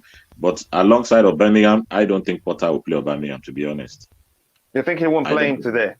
No, I don't think so. I wouldn't either. Because there was reports saying he was missing the last game. There was reports saying he was injured and he's just coming back again. He's going to be fitness test and all, but I don't see him playing, to be honest. For me, I say Aubameyang would rather be closer to the exit door than staying, to be honest. I think there's over about 70% chance that Aubameyang leaves this window because all the vibes coming out from this camp and from the stories we read, it's that he wants to leave by all means. He's not happy. That's the report we're hearing. He said, Barcelona, though. Yeah, but it's not possible. Yeah. Given but if Barcelona is making way, sending Depay. No, the main thing is that here's the thing, Eddie. The main thing is that he cannot re-register this particular season. Yeah. For I know Barcelona. there are a lot of quite some conflicting reports out there, but he cannot register again for this particular season. So he has to finish the season here with us, or maybe go outside Europe or somewhere else. But go ahead with what you were saying. Yeah, that's exactly the thing. Is that the conflicting reports, because I just read again there. They said 100% Barcelona will be the only club he can play for again this season, and Barcelona is only saying that he needs to be free to come. And he has to cut his wages. So for me, to be honest, they need to come take part of the share, become shareholders of Chelsea Football Club. They're not going to get him on a free. But go ahead with what you were saying. Yeah, for me, to be honest, unless he changes his attitude, there's this attitude coming out from him, looking at his body language and all that is not right. And if this window shuts and he doesn't leave, only if he falls in love with the way he thinks, if he falls in love with the manager. And he falls in love with what he was brought in to do. But if not, I tell you what, it's going to be a difficult last 6 months for the football club. With Aubameyang. Yeah, so it's going to be a difficult one because I can see a repeat of what happened with Arsenal repeating itself again, and it might even be worse, because he only just joined us, so. But it's going to be very difficult. I would rather see him leave, to be honest, 100% see him leave than stay, except he changes his approach, the way he's playing, except he can pick that form again, where the manager will have trust in him. He gives his all. Because, sorry, I just want to quickly just digress a little bit. Look at Southampton last night. If you look at the starting lineup for Southampton last night and the performance they put in, which among those players would you say is capable of being in Chelsea's team? Lavia. Take even with the injuries we have. Look at the way from the beginning they put Man City pressure on them from the get-go. So that's the determination. You might not be too good as a player, but the determination, that's exactly what we're saying. If we start giving excuses about injuries, say Potter doesn't have, let us see the attitude of the football. They are still professional footballers. We have 25 or whatever man squad. So we cannot expect, say, some are injured. Agreed. It will affect so many clubs, but that does not give the excuse of the performances we are seeing. Let us see that fight on the pitch. Look at what Southampton did. Is Southampton better than Chelsea? No. But look at what they did to Man City yesterday. They pressed them. Even all the players came back. He brought on the big guns. Still, they couldn't do anything because these guys they set up to press them and they give good account of themselves. And don't let us forget, this manager also joined midway. He didn't have preseason with these players. So if you want to get the best out of players, you don't have to be there the start of the season to say they have to perform. Now, they've set a benchmark for themselves now going forward. They've back-to-back 2 wins now for Southampton, and it's going to build on that. Even though they were booing the manager 2 matches ago, now they are on his side because wins will quickly make the fans to be on your side. So Potter needs to get it. Tonight is very, very crucial. Very, very important. The performance and the results. Yeah. Tonight. Here's the thing. Just quickly. I'll come back to you in a bit. I'm sorry, Roger. I know you were still. Rodrigo. You were still saying something. For this one again, Potter already said he's a second striker. Even Joao Felix says himself he likes to play as a second striker. But I think us playing him there, we won't get the most out of him in that 6 months. I think he can provide us with more playing, again, not playing that deep, but playing behind the striker or behind the 2 strikers or whatever, or in a fluid front 4 or 3. I think he'll do well. If this is an excuse for Mount, then why is James improving? James, from time, it was never about power. It was never about running. It was always about his technical ability. Yeah, you could say, I'm not sure what else to say about Mount's case, but I'm tired of arguing about that. Just quickly, let me say hello to Roger AD again. So are you saying we'll play 4-2-3-1 mainly? We do play that, again, even when it's a hybrid approach. Usually it's 4-2-3-1. I don't remember how many times he's played that, but he's played it on occasions, and usually that's when you would do better under him. Let's see what we have here. Again, Hall of Panel. Again, in my opinion, Mount is a talented player that needs some more time to develop, not more time. That needs managers to focus 24. on his development. He's had the time, like Rodrigo said, he's 24 right now. The entire team is not moving the ball creatively and aggressively, so slow, side to side. Then that's Porta's lawyer. Rodrigo, go ahead with what you were saying. Oh yeah, I was just going to touch on this fluid approach. The fluid approach only works when there's what's the word? There's a bit of automatism between the players. Because now I can see in the teamwork Havertz and Felix play, but they need to know when one has to drop, when one has to stay in the box. Because otherwise, we're gonna have in games where they're both occupying the same spaces. Yeah, it will look like primary school kids playing. Yeah, it will be like the Chaco brothers. To me, to you, to me, to you. So they need to understand each other's movement. So when Havertz is dropping, because Havertz likes to occupying like the right hand side sometimes. Yeah, So always Felix looking needs for to half spaces to So exploit. Felix needs to know, okay, when Havertz is in that position, I have to be the centre forward. Or when I drop in the left, because he likes to occupy the left, Havertz needs to know, I need to stay closer to the end, or we need to be closer to him so we can do the 1-2s or do something like that. Otherwise, yeah, it's just at least we're gonna have no one up front. This is why I prefer playing, just having one of them. Or if we have to play, we have to tell one of them to be very disciplined. Because I think Havertz can actually play as your traditional 9. Literally, we tell him, you stay in the box. I think he can do that. But that's not natural to his game because he naturally likes to roam around. So you just have to restrict that. Or we play Fofana, David Fofana. Yeah, I really want the guy to start over Aubameyang. Yeah, I don't want to see Aubameyang start. I'd rather him start, but I don't think he starts so soon. But go ahead. I agree with what Eddie was saying. I think for Aubameyang, he's a bit too late, and plus he doesn't have loyalty to Chelsea. At Arsenal, at least he had time. He felt like Arsenal was his club, so you can say, oh yeah, he can change his attitude. But Chelsea's literally Chelsea's just a job. He's got no loyalty. So if things go wrong, I don't see him like trying hard or anything like that. So if he's on the bench again today, you bring him off the bench, he's never gonna try. He's just gonna be walking around. It's best we cancel his contract.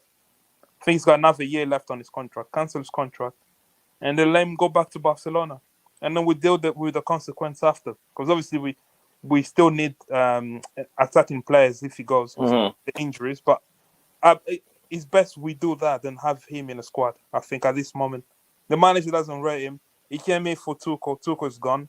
No, I don't think any manager can work with him now. I think he's finished.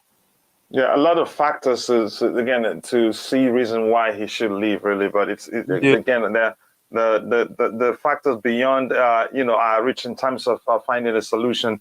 I don't think he goes anywhere. He stays with us until I think the end of the season. I agree with you.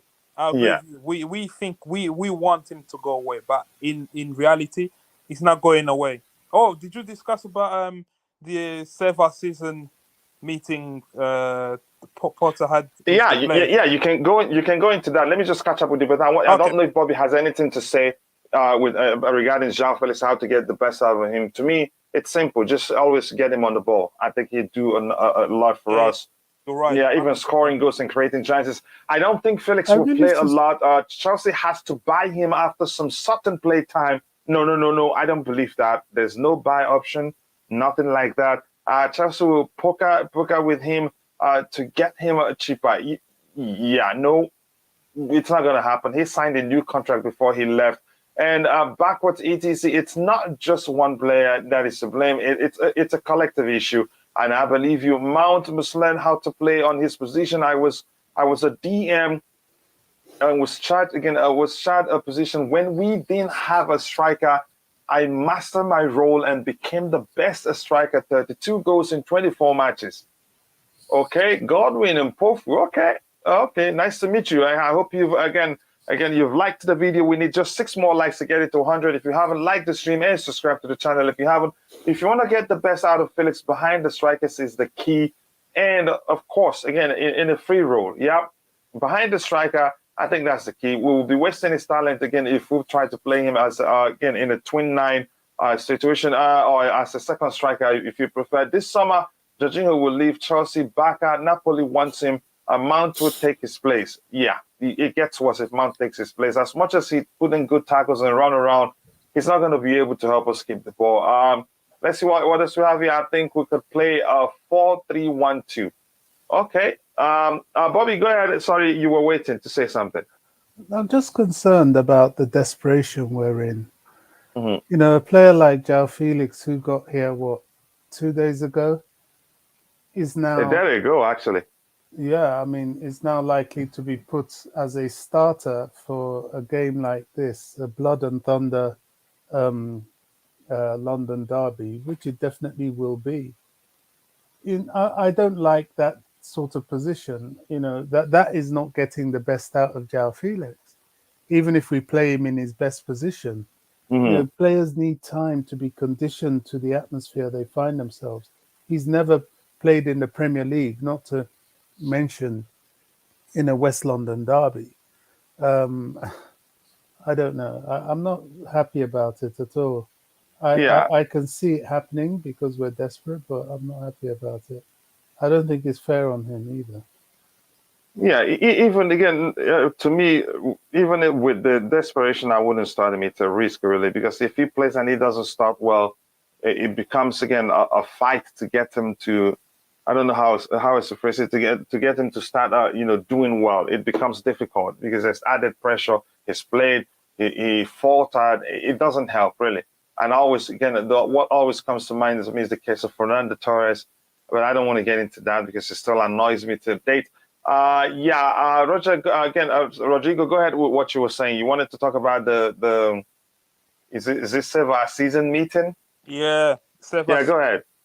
Yeah, that to me shows clearly this manager is losing grip of this dressing group. I think he's losing it. All the things I'm reading in the media, the things that I'm hearing him saying, I think he lost it. It's true. Today it will be a good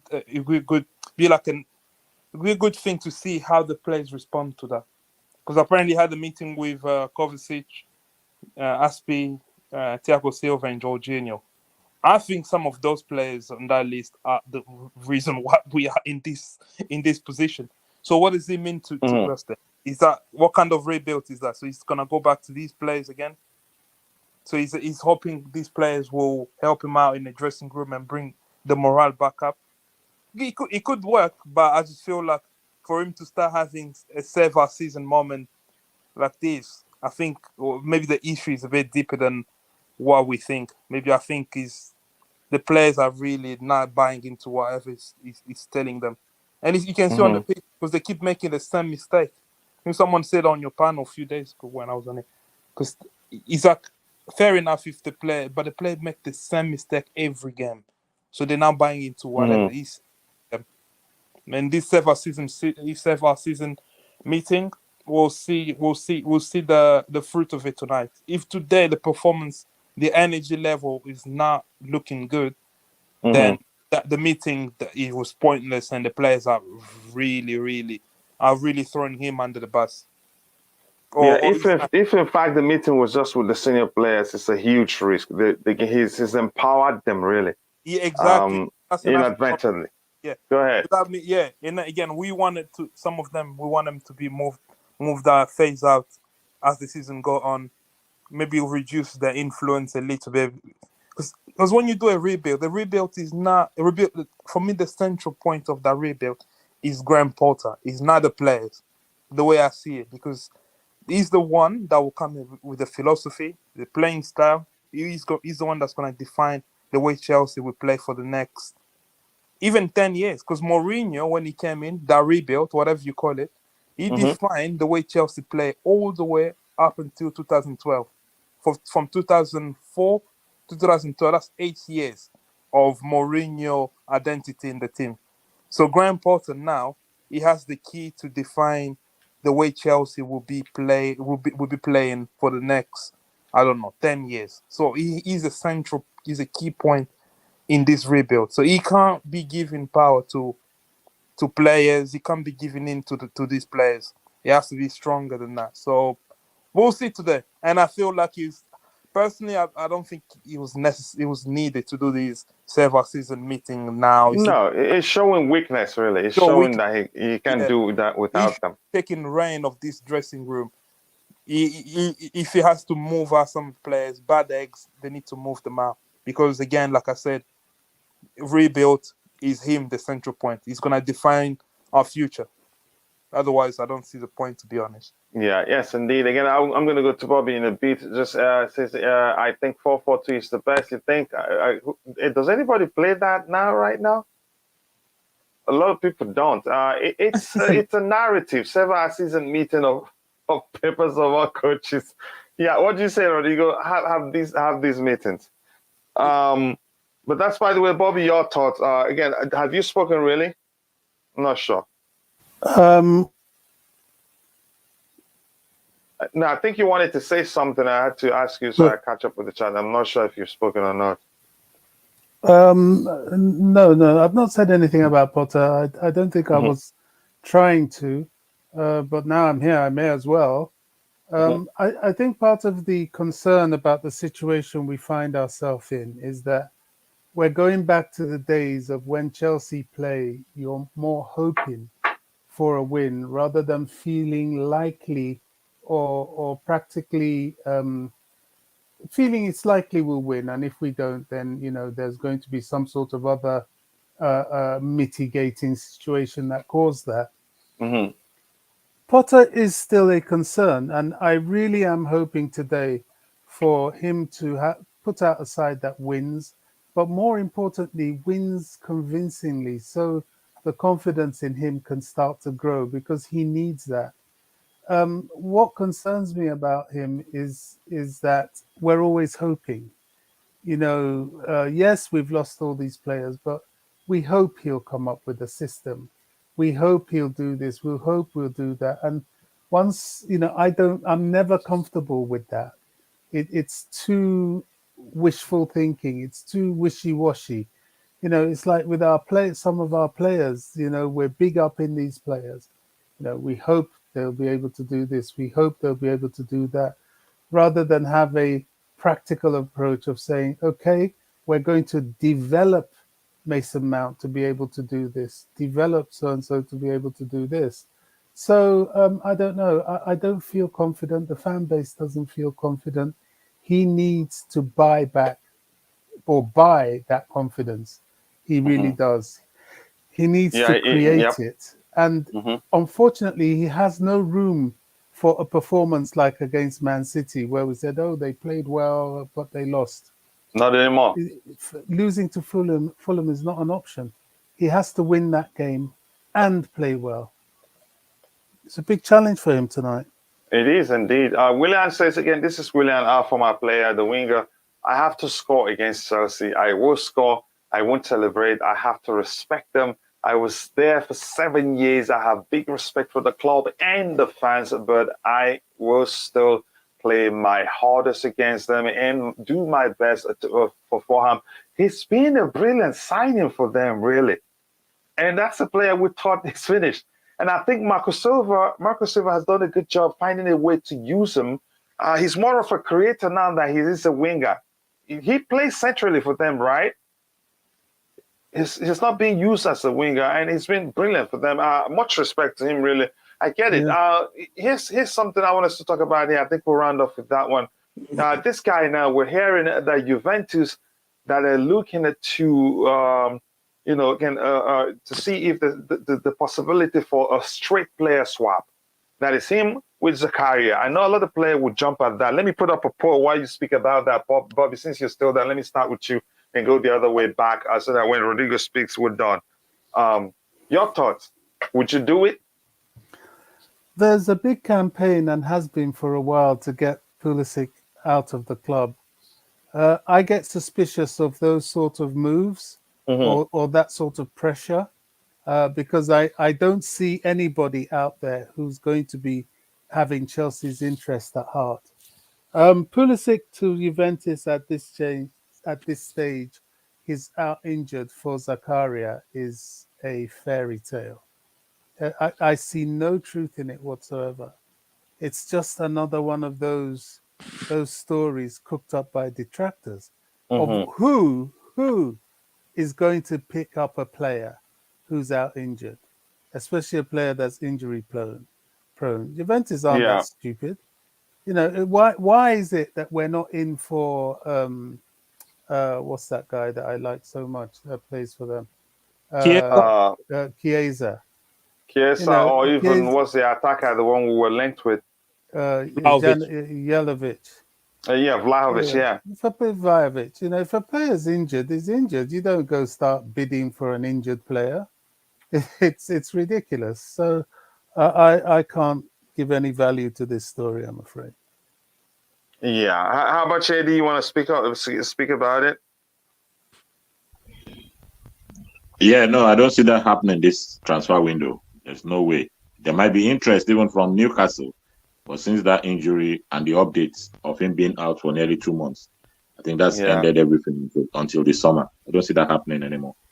Yeah, it's really common sense if you paid attention to it. How about you, Rodrigo? Anything about that? Yeah, I wouldn't do it because first things first, we value Pulisic higher than what they value Zakaria. So they have to pay us more money.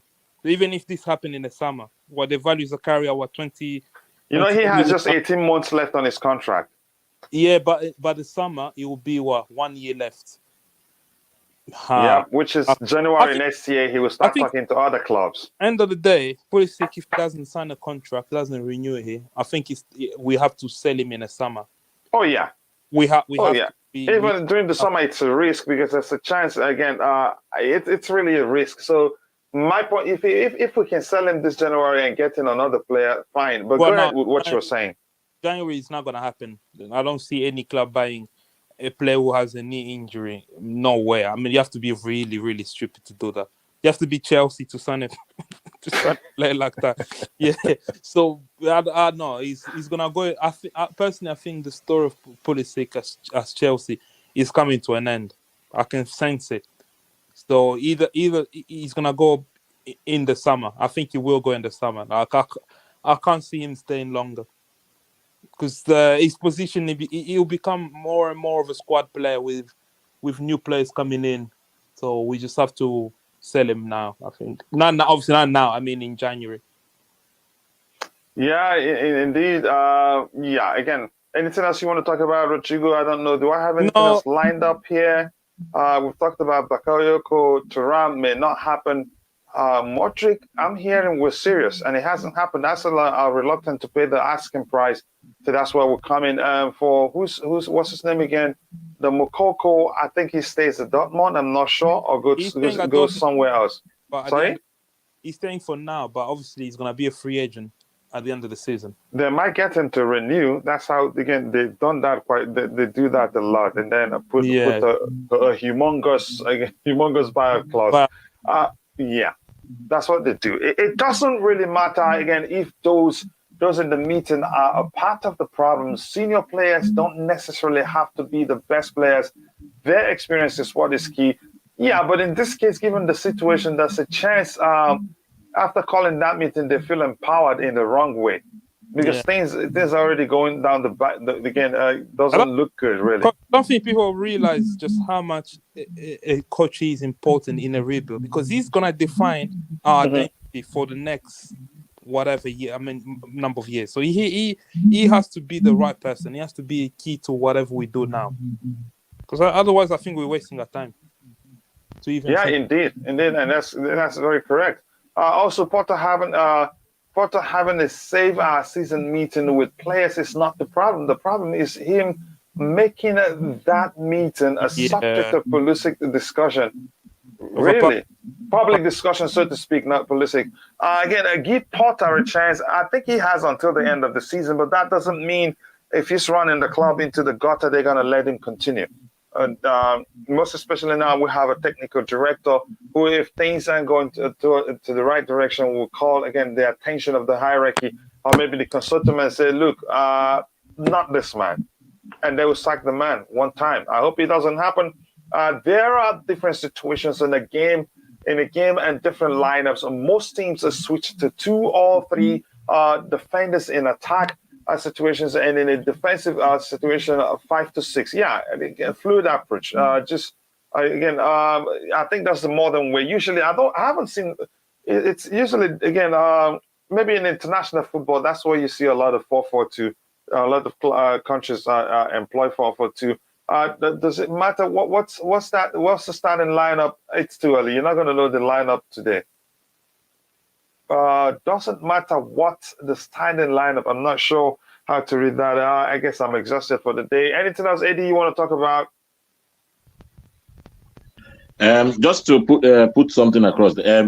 The reason why we look at our players and say when the price tag gets highlighted is when because when the whole team is not functioning well. Then we start talking about price tag, about the player costing this, should give in more. But when we look at Man City, nobody highlights 100 million. He bought what's his name now? Grealish. Nobody talks about the fact that he actually bought in Ferran Torres and sold him after 1 season. And nobody's talking about all them players. Like he sold Zinchenko and bought in Sergio Gomez, who didn't perform, who hasn't performed well. But because the team is functioning well.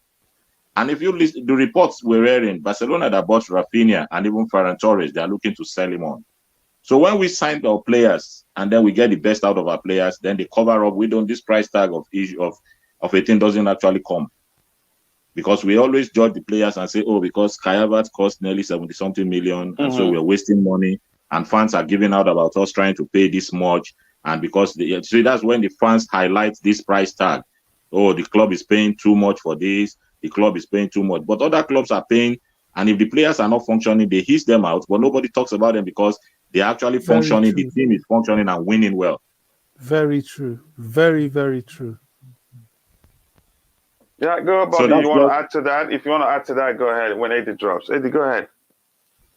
Yeah, so that's what I just said we should quickly bring, because that's the problem what we are facing about our fans when we say we want to buy a player is this, because the team as a whole is not functioning well. So it actually brings up the issue of the price tag. Oh, Raheem Sterling was bought for this much, he's not performed, and we want to buy this. We need to buy a 70 million, 100 million player. If Benfica says they want 100 million, we need to pay them. And then when it doesn't pay well, the fans will come back in again and say, oh, you overpaid for him. So how do we get players in?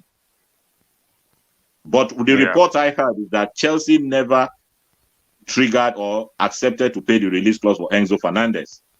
So all these stories coming from Benfica trying to push Chelsea to overpay for a player, I don't subscribe to that. They are only just trying to push us to the corner. Think because maybe Chelsea is desperate because they know we need midfielders. Kante is injured. Jorginho is not performing well. They just thought in their head maybe they could just box us the corner and then ask for this much and say, oh, we accepted to pay a release clause. I don't see any reasonable owner that will accept to pay a release clause and renege. So if there was discussion and they coming out with all these things, and then because I wanted to say something about Enzo Fernandez hitting his badge yesterday and doing that. These are all PR stunts. He's a player. He wants to get as much. His representatives will be there saying the more they sell you, the more you get as a player, and the more they get. So all this kind of showing off, all this video for us to say it doesn't bother me. If he's not there, we get somebody else. The price tag does not matter if the football club as a whole is functioning well. We won't be highlighting the price tag of a player and all. So I just gave you examples of some football clubs. Even Manchester United, they buy players and it's not functioning. Ronaldo got back to them. They paid him huge amounts. He's left them as well. So it comes in and goes out. But we just need our team to be functioning well and winning, and nobody will highlight the price tag of any player or we've overpaid or the player is not doing it. So that's just what I wanted to just put in there. Yeah. Thank you very much. Again, guys, if you're watching, if you haven't, drop a like on the stream and subscribe to the channel. If you haven't, I've seen the video Bobby sent me. We'll share it very soon when he's done talking. So please keep liking the stream and subscribe to the channel. If you haven't, we have 101 likes, but we should be way better than that. But thank you anyway. Bobby, go ahead. You can speak now. Yeah, I mean, I 101,000,000% agree with what's just been said. Perhaps it's been put in a more genteel way than I put it, with less aggressive passion. But this is so true. You know, if Chelsea was functioning well, the assumption would be that the price tags of our players or what we spend on players will be less highlighted. to a certain extent, that is very true.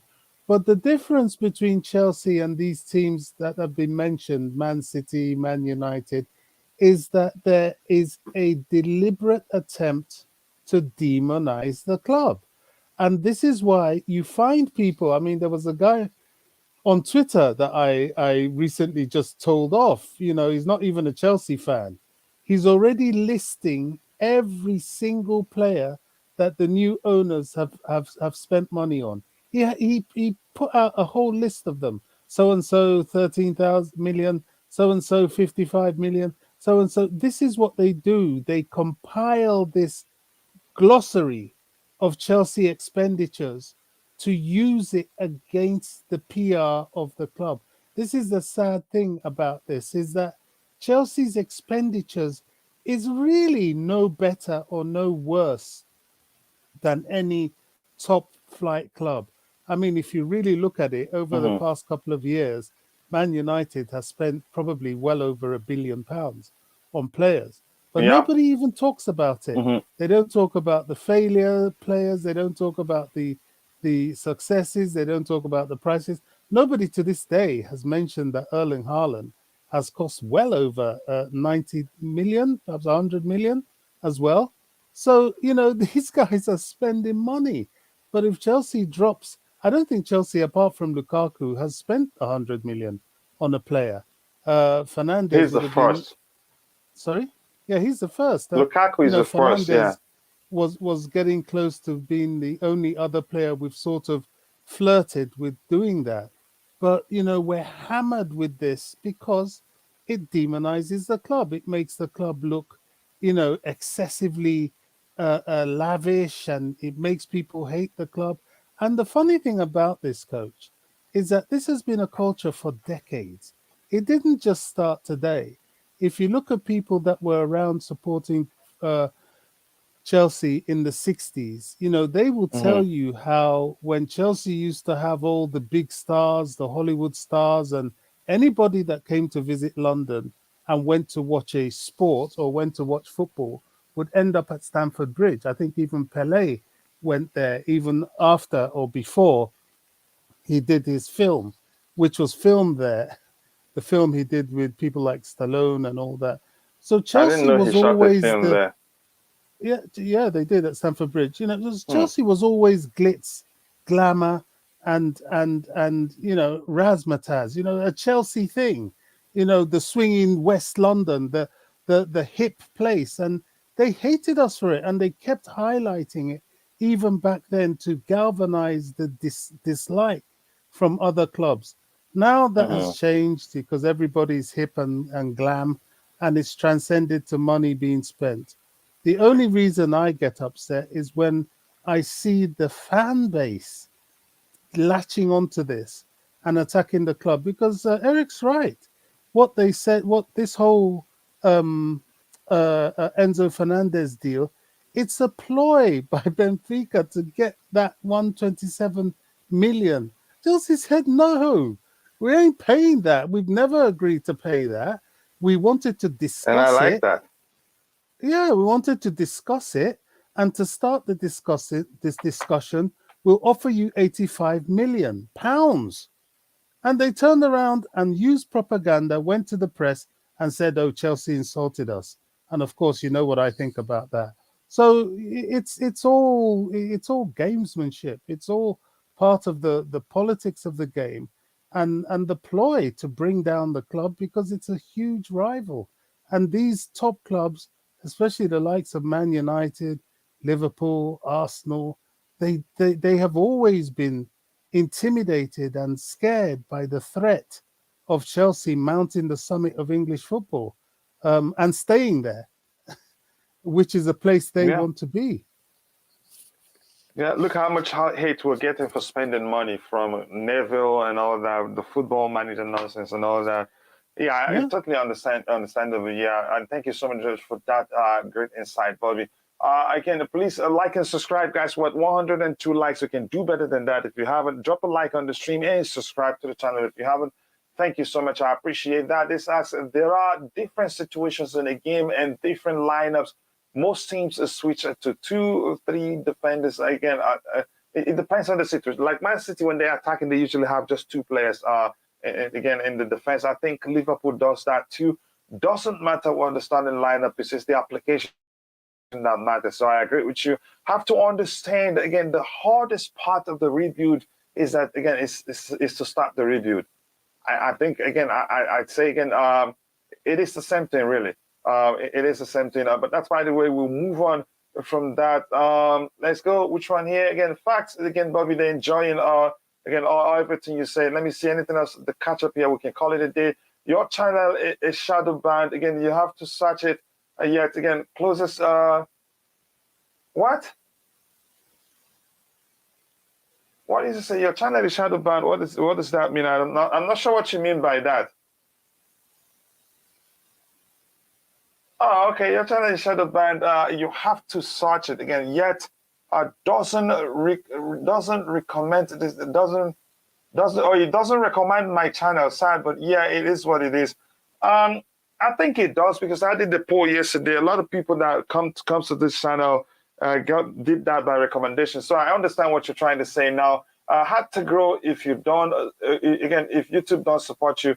Yeah, but I'm fine. I'm enjoying myself again. But I get to where you're coming from. Todd and Pellegrini from Roma. I think he could be again as someone we could look at. I don't know him. If anybody on the panel knows him very well, I don't know him.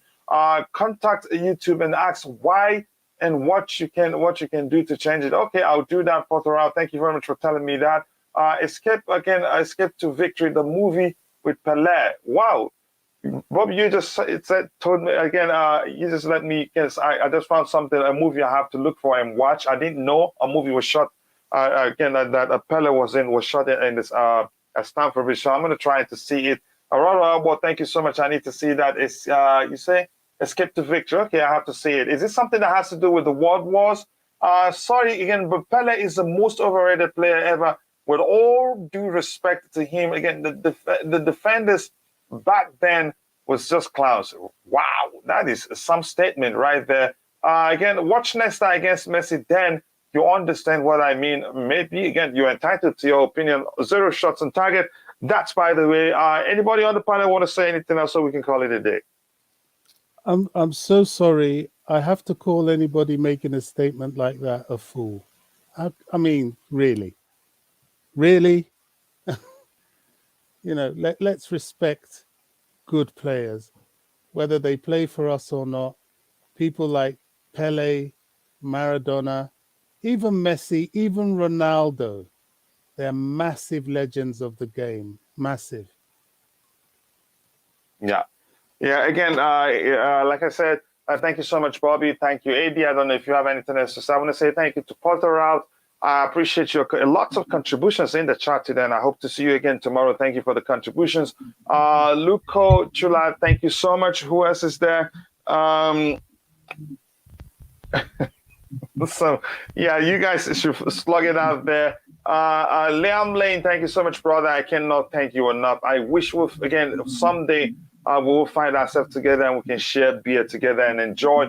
Rolo Alba, Limitless, NPA, to all of you again. Agbo, if again, Roger, the Potter's lawyer. If I did not say Ike Icy also, if I didn't say your name, apologies. I'm only human, and I hope to see you guys tomorrow for another pre-game show. And again, it's silly season. There's a chance all of a sudden there may be the need to again for us to have an evening show, and we will do that. Thank you. God bless us all, and bye. Sorry. Yeah, we still have two shows actually. We still have pre-game show and a watch along show today actually. Tonight for you, but to me it's morning time. Yeah, morning to noon. Yeah, thank you, Bobby, for reminding me that. So see you guys during the pre-game show and also and also the watch along show. And again, like I said, Potterow, thank you so much for the contributions. Limitless, thank you for the contributions. Mr. again, Troublemaker, Pele is the greatest of the GOATs. So you guys slug it out with Potter out there. I didn't say that. So thank you guys. God bless us all. See you guys soon and bye.